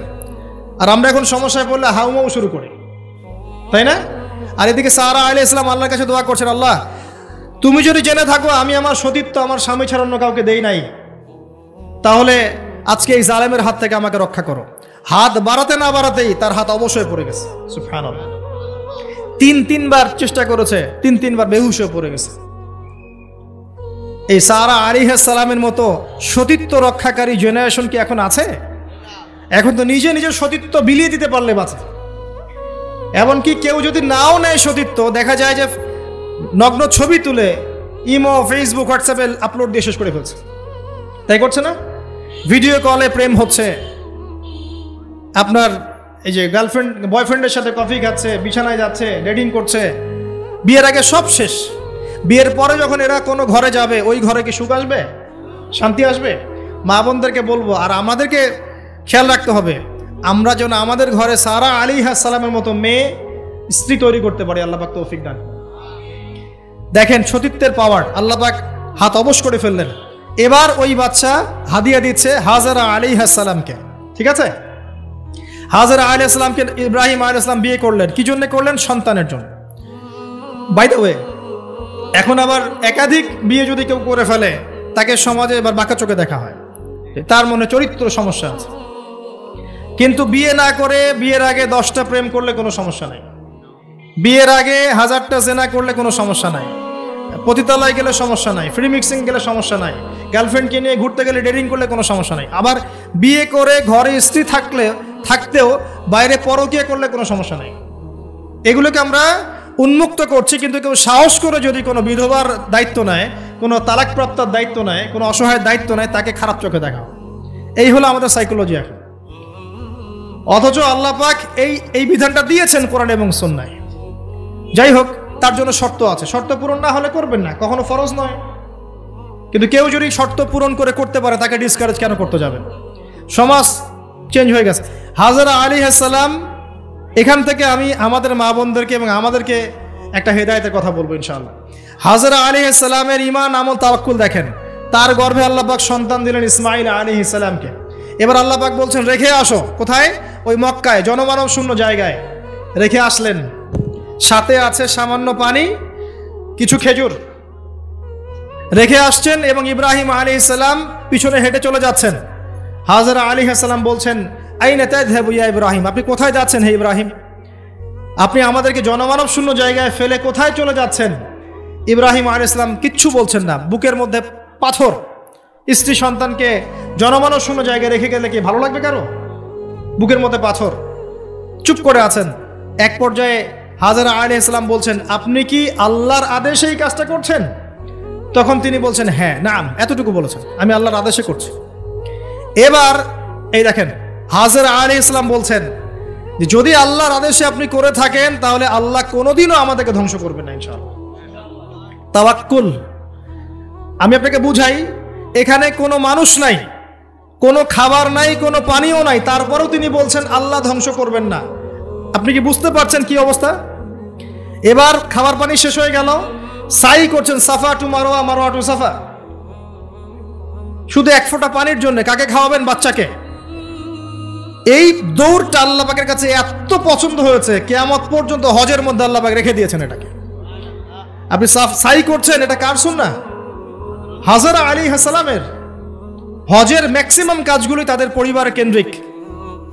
জামরায় পাথর নিক্ষেপ করা, এই যে তাওয়াফ করছেন, মাকাম ইব্রাহিমে দাঁড়িয়ে নামাজ পড়ছেন, সব কিন্তু এই বংশের সাথে জড়িত। এই ইসমাইল আলাইহিস সালাম এই হাজরা আলাইহিস সালামের গর্ভ থেকে এসেছেন। যেমন মা তেমন সন্তান। ইসমাইল আলাইহিস সালামকে তার বাবা মানুষ করেননি, তাকে মানুষ করেছেন তার মা। বাবা কিন্তু অনেক দূরে প্যালেস্টাইনে, মাঝে মাঝে আসেন, মাঝে মাঝে যান। কথা বুঝতে পারছেন? এরকম মায়ের গর্ভ থেকেই এমন সন্তান পাওয়া সম্ভব, যেই সন্তানকে তার বাবা বলছেন যে ইয়া বুনাই ইন্নী আরা ফিল মানামি আন্নী আযবাহুক, হে আমার সন্তান, আমি স্বপ্নে দেখেছি আমি তোমাকে জবাই করছি। ফানজুর মায়াদা তারা, তোমার রায় কি আমাকে বলো। এই বাচ্চা তখন বলছে, বাচ্চার বয়স 10, 12, 15, 16 এতটুকু হবে। সে বলছে ইয়া আবাতি, হে আমার বাবা, ইফআল মা তুমার, আপনাকে যা আদেশ করা হয়েছে তাই করেন। সাতাজিদুনি ইনশাআল্লাহু মিনাস সাবিরিন, ইনশাআল্লাহ আপনি আমাকে ধৈর্যশীল পাবেন। যেমন মা তেমন সন্তান। মা বলেছে আল্লাহ আমাকে দেখবে, ওই দেখেন সন্তান জবাই করে দেন, আল্লাহ আমাকে ধৈর্যশীল পাবেন ইনশাআল্লাহ। এরকম স্ত্রী ঘরে ঘরে না থাকলে আমরা কি ইসমাইলের মতো সন্তান পাবো? যে স্ত্রীগুলোকে আপনি বিয়ে করছেন তারা কি আসলে এমন? বিয়ের সময় দেখেছেন আপনি শ্বশুরের সম্পত্তি, মেয়ের সৌন্দর্য, বা পালিয়ে করেছেন, অ্যাফেয়ার করে করেছেন, এখন বিয়ের পরে হাওমাও করছেন। বিয়ের আগে তো দিনদারিতা দেখেন নাই। আল্লাহর নবী কখনো বলেননি 4টা গুণ দেখে বিয়ে করো, হাদিসের শব্দ এমন নয়। ওলামায়ে কেরামকে জিজ্ঞাসা করেন, 4টা গুণ দেখে বিয়ে করো নয় শব্দটা, 4টা গুণ দেখে সাধারণত বিয়ে করা হয়। 4টা গুণ দেখে সাধারণত বিয়ে করা হয়। সম্পদ, সৌন্দর্য, বংশ, দিনদারিতা। তোমরা দিনদারিতাকে প্রাধান্য দাও, না হলে তোমাদের হাত ধুলোয় ধূসরিত হবে। এখন দেখা যায় দিনী ভাইরা দিনদার ক্যাটরিনা কাইফ খুঁজতেছে। দিনদার মেয়ে চাই কিন্তু সুন্দরী লাগবে আবার। কেন? একটু অসুন্দর হলে আপনার চলবে না? আপনার স্ত্রীর কাছে যা আছে অন্য মেয়ের কাছে তাই আছে, এর বাইরে কিছু নাই। আর 2 দিন পরে, 1 বছর, 2 বছর, 3 বছর পরে, 5 বছর পরে গিয়ে দেখবেন সব সমান হয়ে গেছে। এই দেহের সৌন্দর্য থাকবে না। মনে তাকওয়া থাকলে, আল্লাহওয়ালা স্ত্রী হলে আপনি দুনিয়াতে জান্নাতে থাকবেন ইনশাআল্লাহ। দুনিয়াতে আপনি জান্নাতে থাকবেন ইনশাআল্লাহ। আর যদি ঘরে একটা বদকার স্ত্রী থাকে তাহলে আপনার দুনিয়ায় জাহান্নাম, দুনিয়া জাহান্নাম। অতএব বিয়ের আগে, বিয়ের সময় খুব কেয়ারফুল থাকবেন, আপনি দিনদার মেয়েকে প্রাধান্য দেন। এবং মেয়েদেরকেও বলবো দিনদার ছেলে ছাড়া বিয়ে করে না। অনেক বড় চাকরি করে, অনেক বড় ব্যবসা করে, এটা সেটা, নামাজ পড়ে না, এগুলো দেখছেন না, সুদের চাকরি করে, ঘুষ খায়, আপনি রাজি হয়ে যাচ্ছেন। এরপরে গিয়ে পস্তাচ্ছেন যে হুজুর আমার সংসারে অশান্তি, এটা সেটা। এখন তো পস্তায় লাভ নাই, বরং আপনার সন্তানও হবে ওই নাস্তিক প্রজন্মের মতোই, নাউজুবিল্লাহ। আমরা দুনিয়ার স্বার্থ খুব ভালো চিনি। দুনিয়ার স্বার্থকে ত্যাগ করে দিনকে অগ্রাধিকার দেন, আল্লাহ পাক কবুল করবে ইনশাআল্লাহ। এই হলো ইসমাইল আলাইহিস সালামের মা। তিনি যেমন সন্তান তেমন এখানে আমাদের জন্য আদর্শ আছে। এখনো যদি আমরা দিনের বিজয় চাই, প্রত্যেক পরিবারের কর্তাকেও হতে হবে ইব্রাহিমের মতো আলাইহিস সালাম। প্রত্যেক পরিবারের সন্তানদেরকে হতে হবে ইসমাইলের মতো আলাইহিস সালাম। প্রত্যেক পরিবারের মা বোনদেরকে হতে হবে হাজরা সারার মতো। তবে আদর্শ পরিবার হবে ইনশাআল্লাহ। আল্লাহ পাক আমাদের সবার পরিবার এমন করে দিন, আল্লাহুম্মা আমিন। এবং এটা অসম্ভব কিছু না, এটা সম্ভব। এটা করতে গেলে আপনাকে সরকার প্রশাসন বাধা দিবে না, আপনাকে পিটাবে না, কিচ্ছু করবে না। এটা আপনার উপরে, এটা আপনি করতে পারেন। এই ইসলাহ সংশোধন আপনি করতে পারেন, চেষ্টা করেন। আল্লাহ পাক তৌফিক এনায়েত করুন। আর কয়েকটা আমি নসিহত করে শেষ করছি মেয়েদের জন্য। সেটা হচ্ছে, এর পরে চলে আসেন মারিয়াম আলাইহিস সালাম। তার সতীত্ব এত পবিত্র ছিল, আল্লাহ পাক তাকে মিরাকেল বানিয়েছেন, তার গর্ভে ঈসা ইবনে মারিয়ামকে জন্ম দিয়েছেন। খেয়াল করে দেখেন, ফেরাউন, মনে আছে ফেরাউন? তার ঘরে একজন ইমানদার মহিলা ছিল না? নবী সাল্লাল্লাহু আলাইহি ওয়াসাল্লাম মেরাজে গিয়েছেন, সেখানে দেখেছেন বেশিরভাগ অধিবাসী জাহান্নামে নারী। এর মধ্যেও তিনি একটা সুগন্ধ পাচ্ছেন জান্নাতের। তিনি জিজ্ঞাসা করলেন এই সুগন্ধ কোত্থেকে আসছে? তখন জিবরাইল আলাইহিস সালাম তাকে জানিয়ে দিলেন, এটা ফেরাউনের সেই যে দাসী যাকে ফেরাউন হত্যা করেছিল ঈমানের কারণে, ওর ঘর থেকে, জান্নাতের সেই ঘর থেকে সুগন্ধ আসছে। সুবহানাল্লাহ। ফেরাউনের ঘরেও মুমিনা নারী থাকতে পারে, তাহলে আমাদের ঘরে থাকতে পারে না?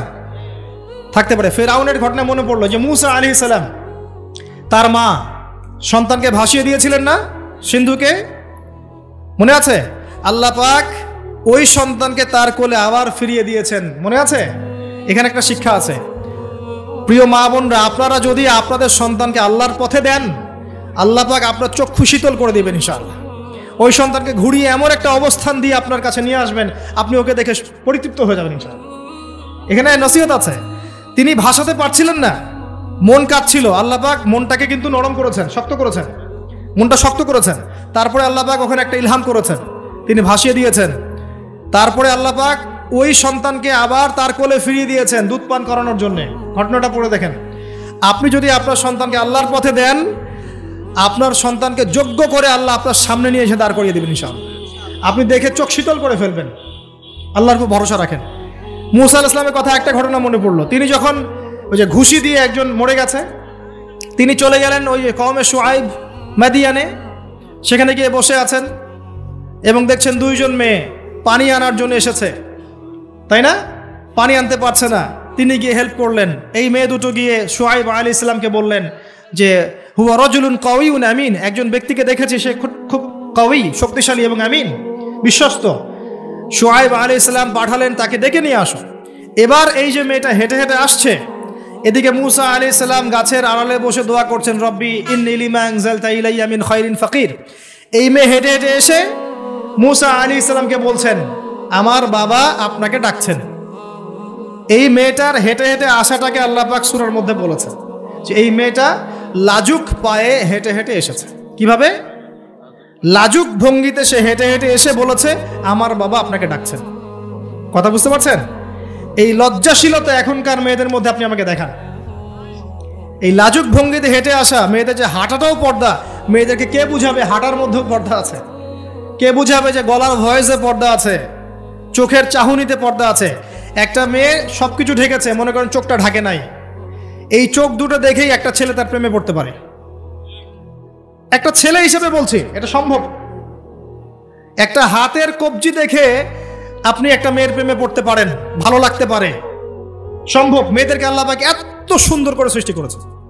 আল্লাহ পাকের সবচেয়ে শ্রেষ্ঠ সৃষ্টি হচ্ছে মেয়েরা। মানুষ তো অবশ্যই, তারপরে মেয়ে মানুষ। এই নারী আপনার হয় জান্নাতের মাধ্যম হবে, অথবা আপনার জীবনের সবচেয়ে বড় ফিতনা হবে। কারণ নবী সাল্লাল্লাহু আলাইহি ওয়াসাল্লাম বলেছেন, আমি পুরুষদের জন্য মহিলাদের চেয়ে বড় কোনো ফিতনা রেখে যাচ্ছি না। প্রচন্ড বড় ফিতনা হতে পারে, সাবধান। তো এখানে দেখেন মেয়ের হাঁটার বর্ণনা আল্লাহ পাক দিয়েছেন। এখনকার জেনারেশনে মেয়েদেরকে আপনি হাঁটা শেখান, রাস্তাঘাটে, শপিং মলসে, সব জায়গায় দেখবেন গেঞ্জি আর জিন্স আর টি শার্ট পরে, ফর্মাল পোশাক পরে, স্যুট বুট পরে ঘুরছে। মাঝে মাঝে পোশাকের এখানে ওখানে ফাড়া ছেঁড়া, এটাই নাকি স্টাইল। এমন পোশাক পরছে যেটা পরেও দেহের অঙ্গ প্রত্যঙ্গ বোঝা যাচ্ছে, এমন পোশাক পরছে যেটা বাহির থেকে ভিতরের অঙ্গ দেখা যাচ্ছে। অমুসলিমদের পোশাক পরছে, ছেলেদের পোশাক পরছে, এগুলো সবই আখিরুজ জামানের সাইন। আখিরুজ জামানে এরকম মেয়েদের সংখ্যা বাড়বে। নিসাউন কাসিয়াতুন আরিয়া, এরা কাপড় পরেও নগ্ন থাকবে। মুইলাতুন মামিলাত, এরা মানুষকে আকৃষ্ট করবে, নিজেরাও আকৃষ্ট হবে। এরা জান্নাতের গন্ধ পাবে না, যদিও জান্নাতের গন্ধ যোজন যোজন দূর থেকে পাওয়া যায়। আখিরুজ জামানের সাইন আপনি দেখবেন, মেয়েরা ছেলেদের পোশাক পরে ঘুরছে। এখন এই শুআইব আলাইহিস সালামের মেয়ের মতো এদেরকে কে লজ্জা শেখাবে? নাই লজ্জা শরমের বালাই। স্যার ক্লাস নিচ্ছে, সে গোল হয়ে বসে আছে, কোচিং করছে। টিচার গায়রে মাহরাম, সে ক্লাস নিচ্ছে, পড়াচ্ছে, গোল টেবিল করে বসে আছে মেয়েরা। দেখবেন কারো গায়ে হিজাব নাই, সালোয়ার কামিজ পরে ক্লাস করছে এবং দেহের অঙ্গ প্রত্যঙ্গ বোঝা যাচ্ছে। এবং কোনো কোনো সময় দেখবেন টিচারও সুযোগ নিচ্ছে, গায়ে হাত দিচ্ছে, বলছে ও তো আমার মেয়ের মতো। হ্যাঁ, আমরা তো ইউনিভার্সিটিতে পড়েছি। এরপরে খেয়াল করে দেখবেন টিচারের সাথে ছাত্রীর প্রেম হয়ে গেছে। কত মেয়ে যে রেপের শিকার হচ্ছে, মুখ ফুটে বলে না। যে কয়টা খবর আসে পেপার পত্রিকা, এগুলো খুব নগণ্য খবর, বাস্তবতা আরো অনেক কঠিন, পরিসংখ্যান অনেক বেশি, অনেক বেশি। মেয়েরা তো আর মুখ ফুটে বলবে না আমার সাথে এরকম অন্যায় করা হয়েছে। কিছু কিছু মেয়ে যখন বলে তখন আপনি খবর পান। অনেক মেয়ে প্রাইমারি স্কুল থেকেও, তারা প্রাইমারি লেভেল থেকে একদম বয়স যখন 10-15 এখান থেকে শুরু করে কলেজ পর্যন্ত ধর্ষণের শিকার হয়েছে, রেপের শিকার হয়েছে, গার্লফ্রেন্ড বয়ফ্রেন্ডের দ্বারা বা টিচারের দ্বারা, কোনো কোনো ক্ষেত্রে চলতে ফিরতে গুন্ডা মাস্তানের দ্বারা। এটা হচ্ছে ফ্রি মিক্সিং এর কারণে। ছেলে আর মেয়েকে আপনি একসাথে জড়িয়ে দিয়েছেন, এগুলো চলবেই। এখন অনেক সময় এমনও হয়েছে, মেয়ে পড়াচ্ছেন, চারপাশে গোল হয়ে বসে আছে ছেলেরা। আর কখন আমরা এমনও দেখেছি যে কলেজে মাঠের মধ্যে বসে আছে ছেলে মেয়ে একসাথে গোল হয়ে, গ্রুপ স্টাডি। মিথ্যা কথা বলছে? Group study. কলেজে আন্দোলনের সময় দেখেছি কোনো দাবি নিয়ে আন্দোলন হচ্ছে, দেখবেন যে এই যে ছেলে শুয়ে আছে মেয়ের কোলে মাথা দিয়ে, মনে হচ্ছে সে যেন তাদের স্ত্রী মনে হয়। এগুলো কি? এগুলো চলছে। এখন এখানে আপনি কিভাবে আপনার বাসায় পর্দা ধরে রাখবেন? কিভাবে সম্ভব? বেশি বেশি মেয়েদের যুগোপযোগী মাদ্রাসার প্রয়োজন, বেশি বেশি মেয়েদের ইসলাহি আলোচনার দরকার, মেয়েদের মধ্যে দাওয়াতি কাজের দরকার। এবং মেয়েদেরকে অনেক সময় দাওয়াতি কাজের অভাবে ভুল দাওয়াত দিয়ে বাড়ির থেকে বের করে নিচ্ছে, মাহরাম ছাড়া সফর দিচ্ছে। খেয়াল করে দেখেন, এমন অনেকও জামাত বের হচ্ছে মাহরাম ছাড়া জেলায় জেলায় সফর, দলিল দিচ্ছে এটাও নাকি জিহাদ। নাউযুবিল্লাহ। কিভাবে হচ্ছে? কারণ আমরা যেহেতু ওদের দাওয়াতটা কমিয়ে দিচ্ছি, মেয়েরা মেয়েদের মধ্যে দাওয়াতি কাজ করছে না, দাওয়াত সংকীর্ণ, বেদাতিরা এবং ভ্রষ্ট যারা পথভ্রষ্ট এরা ওদেরকে ঘর থেকে বের করে নিচ্ছে, ইসলামের নামেও বোরখা পরিয়েও বের করে নিচ্ছে। খুব অবস্থা খারাপ। আপনি খেয়াল করেন, দেখবেন এগুলো ধরতে পারবেন। তো এই বিষয়গুলো খেয়াল রাখেন। কোরআনের পাতায় পাতায় হেদায়েত আছে। আমি বললে অনেক লম্বা হয়ে যাবে, শেষ করছি এদিকে এসে। সর্বশেষ নবী আসেন মুহাম্মদ সাল্লাল্লাহু আলাইহি ওয়াসাল্লাম। তার জীবনে এই যে 23 বছরের মিশন, এই মিশনে সবচেয়ে বড় ভূমিকা কে রেখেছেন বলেন তো? তার স্ত্রী খাদিজা রাদিয়াল্লাহু আনহা। মক্কার 13 বছর মানুষ তাকে যতটা না বিশ্বাস করেছে, খাদিজা রাদিয়াল্লাহু আনহা শুরু থেকে তার পাশে ছিলেন। শেষ বয়সে গিয়ে নবী সাল্লাল্লাহু আলাইহি ওয়াসাল্লাম তার কথা বেশি বেশি বলতেন। আয়েশা রাদিয়াল্লাহু আনহা স্বভাবগত কারণেই, একটা মানবিক একটা মেয়েদের আচরণগত কারণেই জেলাস ফিল করতেন যে আপনি তার কথা বারবার কেন বলেন। তিনি বলতেন, হে আয়েশা, তোমরা খাদিজাকে ভালো মন্দ বলো না। যখন কেউ আমার কথা বিশ্বাস করে নাই, খাদিজা করেছেন রাদিয়াল্লাহু আনহা। তিনি এমন একজন মানুষ ছিলেন যিনি তার প্রতিপত্তি, সম্পদ, সামাজিক খ্যাতি সবকিছু ইসলামের কল্যাণে ঢেলে দিয়েছেন। হেরা গুহায় নবী সাল্লাল্লাহু আলাইহি ওয়াসাল্লাম যখন বসে থাকতেন, তিনি গিয়ে খাবার পানি দিয়ে আসতেন। হেরা গুহায় একবার উঠে দেখেন কত উঁচু, কত কষ্ট। আমরা যুবক বয়সে উঠতে পারবো না, এখন সহজ, তারপরেও কষ্ট আছে। এখন না হয় সহজ, ওই সময় কি সিঁড়ি ছিল? তিনি এভাবে উঠতেন, খাবার দিতেন। চিন্তা করে দেখেন, একজন নারী কাজটা করতেন। এবার আসেন, খাদিজা রাদিয়াল্লাহু আনহার বান্ধবীদেরকে খুঁজে খুঁজে নবী সাল্লাল্লাহু আলাইহি ওয়াসাল্লাম গোশত হাদিয়া পাঠাতেন, তাকে এত ভালোবাসতেন। জিবরাইল আলাইহিস সালাম এসে খাদিজা রাদিয়াল্লাহু আনহাকে সালাম দিয়েছেন। নবীজিকে বলেছেন, ওই যে খাদিজা আসছে ইয়া রাসূলুল্লাহ, তিনি যখন আসবেন তাকে বলবেন যে জিবরাইল আলাইহিস সালাম তাকে সালাম দিয়েছেন এবং আল্লাহ পাক তার জন্য জান্নাতে এমন একটা ঘর নির্মাণ করেছেন যেখানে কোনো হট্টগোল নাই, কোনো শোরগোল নাই। খাদিজা রাদিয়াল্লাহু আনহা, তার ইন্তেকালে নবী সাল্লাল্লাহু আলাইহি ওয়াসাল্লাম অত্যন্ত ব্যথিত হয়েছিলেন। তার বয়স তখন কত? 23। খাদিজা রাদিয়াল্লাহু আনহার বয়স তখন 40, বিয়ের সময়। কোন ছেলে কি সাধারণত এত বছরের মহিলাকে বিয়ে করতে চাইবে? নবী সাল্লাল্লাহু আলাইহি ওয়াসাল্লাম করেছেন।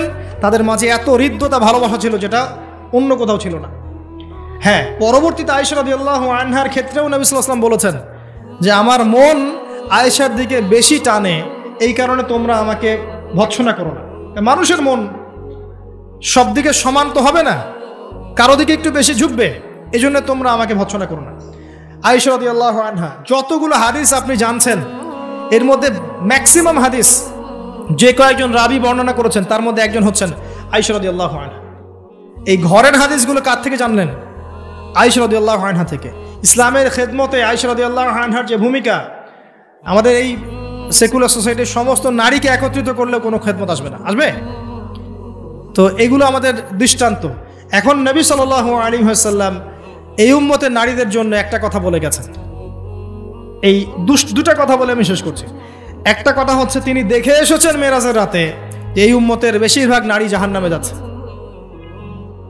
কারণ বলেছেন তিনি, স্বামীর অকৃতজ্ঞ হয়, লানত করে, অভিশাপ দেয়, বুক চাপড়ায়, মাতম করে এবং আল্লাহ এবং তার রাসূলের অবাধ্য হয়।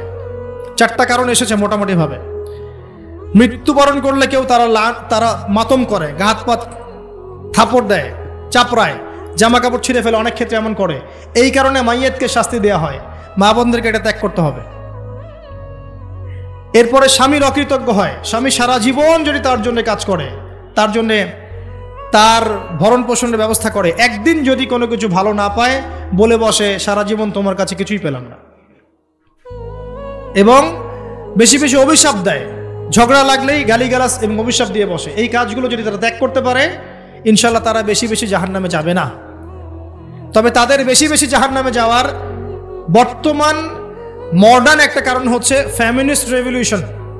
ভালো করে শোনেন, ফেমিনিস্ট রেভলিউশন সেই কারণ যার কারণে এখনকার নারীদেরকে আপনি বাসায় রাখতে পারছেন না পর্দায়।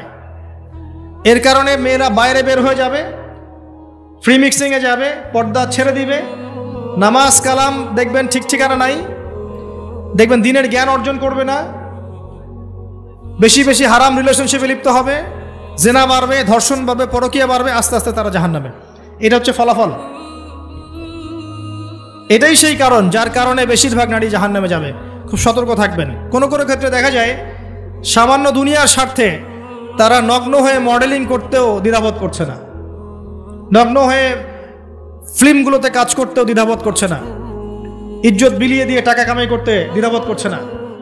কোনো কোনো ক্ষেত্রে দেখা যায় এগুলোকে তাদের ব্রেইন ওয়াশ করা হয়েছে, এগুলো সামাজিক সোসাইটির মধ্যে এগুলো আপনার ডিগনিটির মাধ্যম, সম্মানের মাধ্যম, এগুলো বলা হচ্ছে। এই বিষয়গুলো খেয়াল রাখবেন, এই বিষয়গুলো খেয়াল রাখবেন আল্লাহর ওয়াস্তে। এইগুলো সম্মানের মানদণ্ড নয়।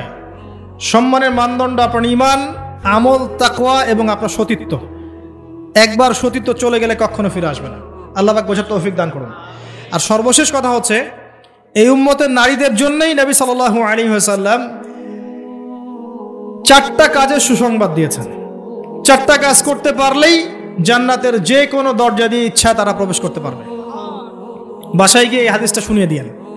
1 নাম্বার, তারা যদি 5 ওয়াক্ত নামাজ পড়তে পারে, 5 ওয়াক্ত নামাজ টাইম টু টাইম পড়তে পারে।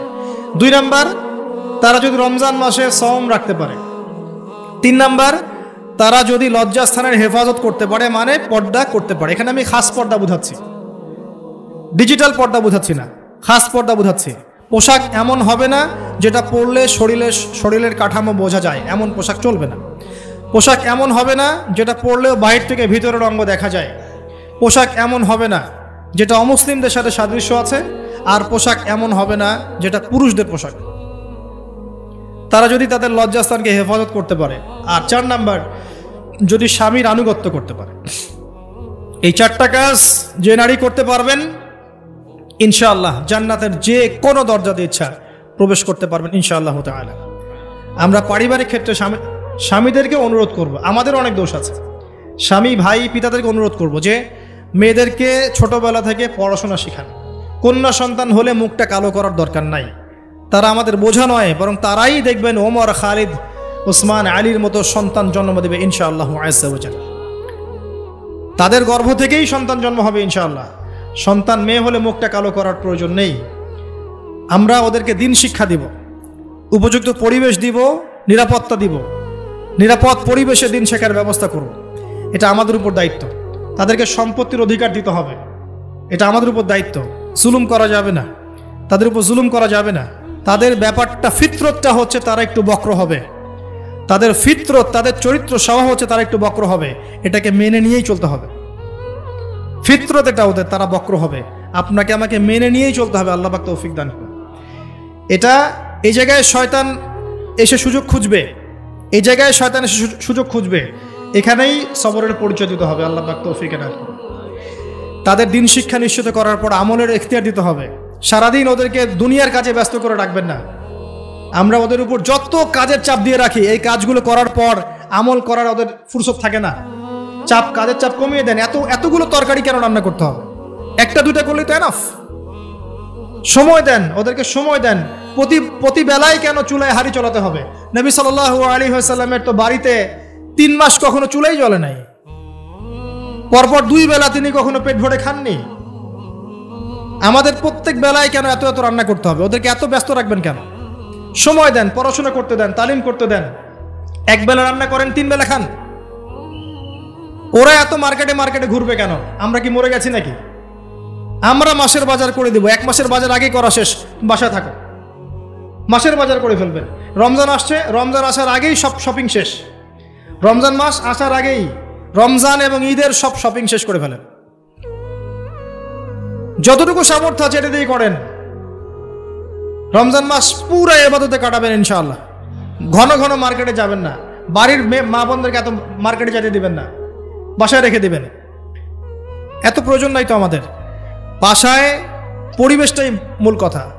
আমরা ওদের উপর অনেক জুলুম করে ফেলি, ওদের প্রতি ভ্রুক্ষেপ করি না। দেখবেন নিজের স্ত্রীকে ভালো লাগে না, সারাদিন বাইরে যে মুভিজ দেখতে দেখতে, পর্নোগ্রাফি দেখতে দেখতে এবং ফ্রি মিক্সিং চলতে চলতে নিজের স্ত্রীর চেহারা আর ভালো লাগে না।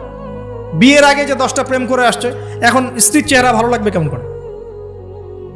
হ্যাঁ, স্ত্রীর দিকে তাকাই না, ভ্রুক্ষেপ করে না। আবার আমাদের স্ত্রীদেরকেও দেখবেন অনেক সময় দেখা যায় যে বাইরে যাওয়ার সময় সাজুগুজু করে একাকার, স্বামীর জন্য কখনো সাজবে না। সাহাবায়ে কেরাম রাদিয়াল্লাহু আনহুম আজমাইন বাসায় ঢুকতেন, জিহাদের মাঠ থেকে ফিরতেন, দাওয়া দিয়ে ফিরতেন, আহলান সাহলান দাঁড়িয়ে থাকতেন স্ত্রীরা, আহলান সাহলান সুন্দর করে সেজে থাকতেন, পরিপাটি হয়ে থাকতেন। স্বামী আসতো, হাতে চুমু খেতেন, জড়িয়ে ধরতেন, হৃদ্যতা ভালোবাসা বাড়তো। একই প্লেটে খাবার খেতেন, বড় প্লেট ছিল, একসাথে খাবার খেতেন, মহব্বত বাড়তো। খাইয়ে দিতেন, হাতে খাইয়ে দিতেন, মহব্বত বাড়তো। কোলে শুয়ে কোরআন তেলাওয়াত করতেন, মহব্বত বাড়তো। নবী সাল্লাল্লাহু আলাইহি ওয়াসাল্লাম সেখানে কামড় দিতেন যেখানে আয়েশা রাদিয়াল্লাহু আনহা কামড় দিয়েছেন, মহব্বত বাড়তো। এরপরে সময় দিতেন পরিবারে, দিয়ে তারপরে তার অন্তরঙ্গ সম্পর্কে যেতেন। নবী সাল্লাল্লাহু আলাইহি ওয়াসাল্লাম স্ত্রীর সাথে দৌড় প্রতিযোগিতা করেছেন, চাঁদ দেখেছেন। এখানে দেখবেন আপনি যাচ্ছেন ঘরে, স্ত্রী আপনার দিকে তাকায় না, আপনিও তার দিকে তাকান। ও সাজেন আপনার জন্য, আপনি ওর কেয়ারও করেন না। আপনিও বসে গেলেন ফেসবুক এই যে নিয়ে, স্মার্টফোন নিয়ে মুভিজ দেখা, ও মাশাআল্লাহ ওরটা গোতাগুতি শুরু করুন।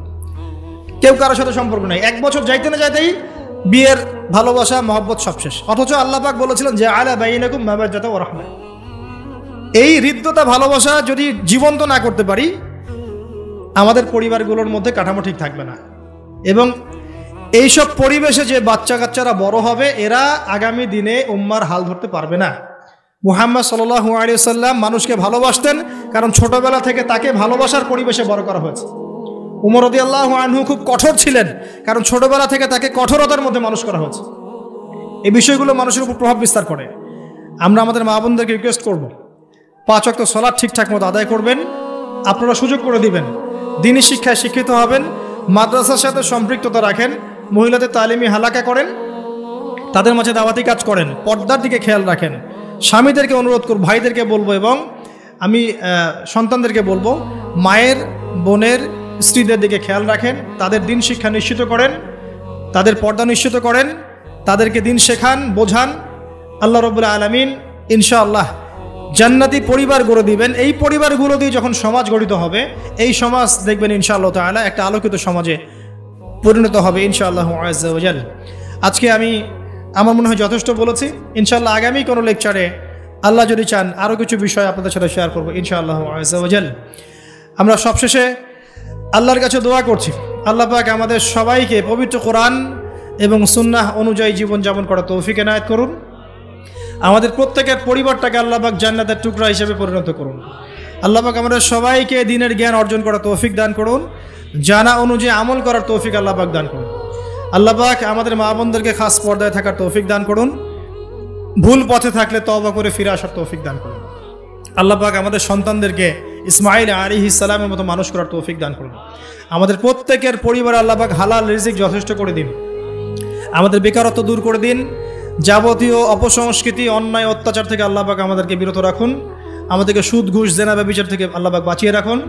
আমাদের মধ্যে যারা অসুস্থ আছে সবাইকে আল্লাহ পাক শেফায়ে কামেলা দান করুন, যারা মারা গেছেন আল্লাহ পাক সবাইকে মাফ করে দিন, আমিন। প্রশ্ন আছে একটা,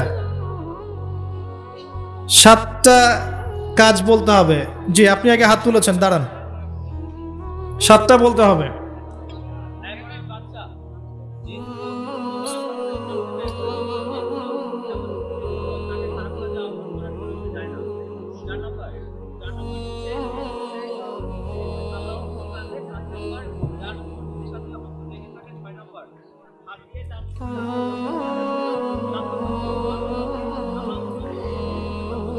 মারহাবা, মাশাআল্লাহ মাশাআল্লাহ। আপনি সামনে আসেন।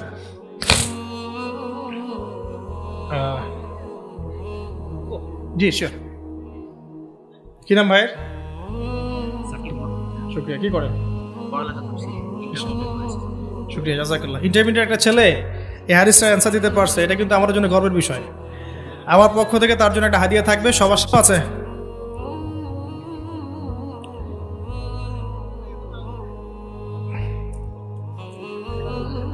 চারটা কাজ, যে চারটা কাজ নারীরা করলে জান্নাতে যাবে ইনশাআল্লাহ। জি, জোরে বলেন।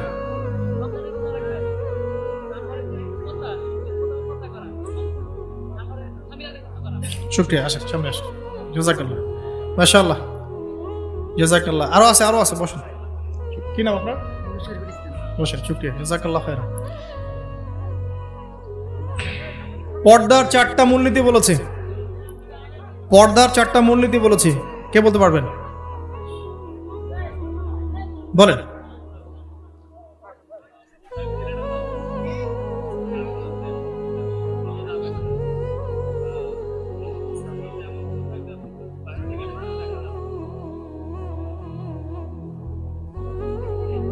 চেষ্টা করেন, হচ্ছে, ঠিক আছে। শুক্রিয়া, শুক্রিয়া, সামনে আসেন। জাযাকাল্লাহ। কিছু উপকৃত হয়েছে আজকে আমরা মাহফিলে ইনশাআল্লাহ। কয়জন হচ্ছে? 3 জন। আচ্ছা, প্রশ্ন। নবী সাল্লাল্লাহু আলাইহি ওয়াসাল্লামের জান্নাতের সুসংবাদ প্রাপ্ত 10 জন সাহাবীর নাম বলতে হবে, পারবেন? একজন হাত উঠান, কে পারবেন? 10 জন জান্নাতের সুসংবাদ প্রাপ্ত সাহাবীর নাম কে বলতে পারবেন? হাত উঁচু করে সাহস করেন, সমস্যা নাই। উত্তর দিতে না পারলে তো আমি হাদিয়া ফেরত নিব না আপনার কাছ থেকে। জি প্লিজ বলেন। শুকরিয়া। হাতে গুনেন।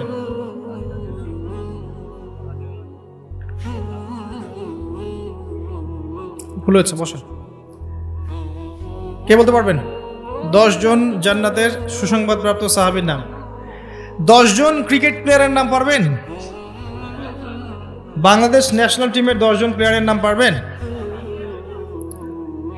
পারবেন না? 10 জন হিন্দি সিনেমার নায়কের নাম পারবেন? 10 জন গায়কের নাম, 10টা নায়িকার নাম পারবেন না? পারবেন, মাশাআল্লাহ, আমি জানি পারবেন। 10 জন জান্নাতের সার্টিফিকেট প্রাপ্ত সাহাবী, যারা জান্নাতের সার্টিফিকেট প্রাপ্ত, নাম জানেন না? আচ্ছা, 10 জন বা 10 জনের মধ্যে 5 জন নাম বলতে পারবেন? জি বলেন আপনি।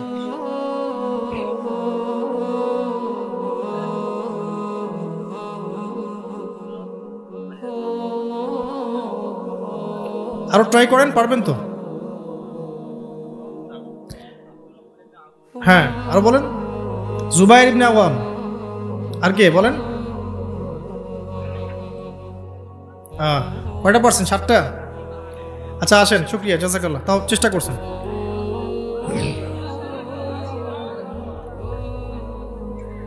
নবী সাল্লাল্লাহু আলাইহি ওয়াসাল্লামের স্ত্রীদের নাম বলতে হবে, কে পারবেন? 5 জন, 5 জনের নাম বলতে হবে। হ্যাঁ বলেন, উনি আগে হাত তুলছেন। কি নাম ভাই?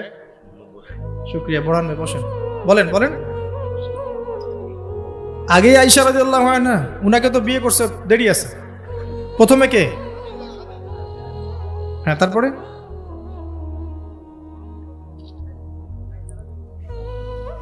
আনহা, আনহা, হ্যাঁ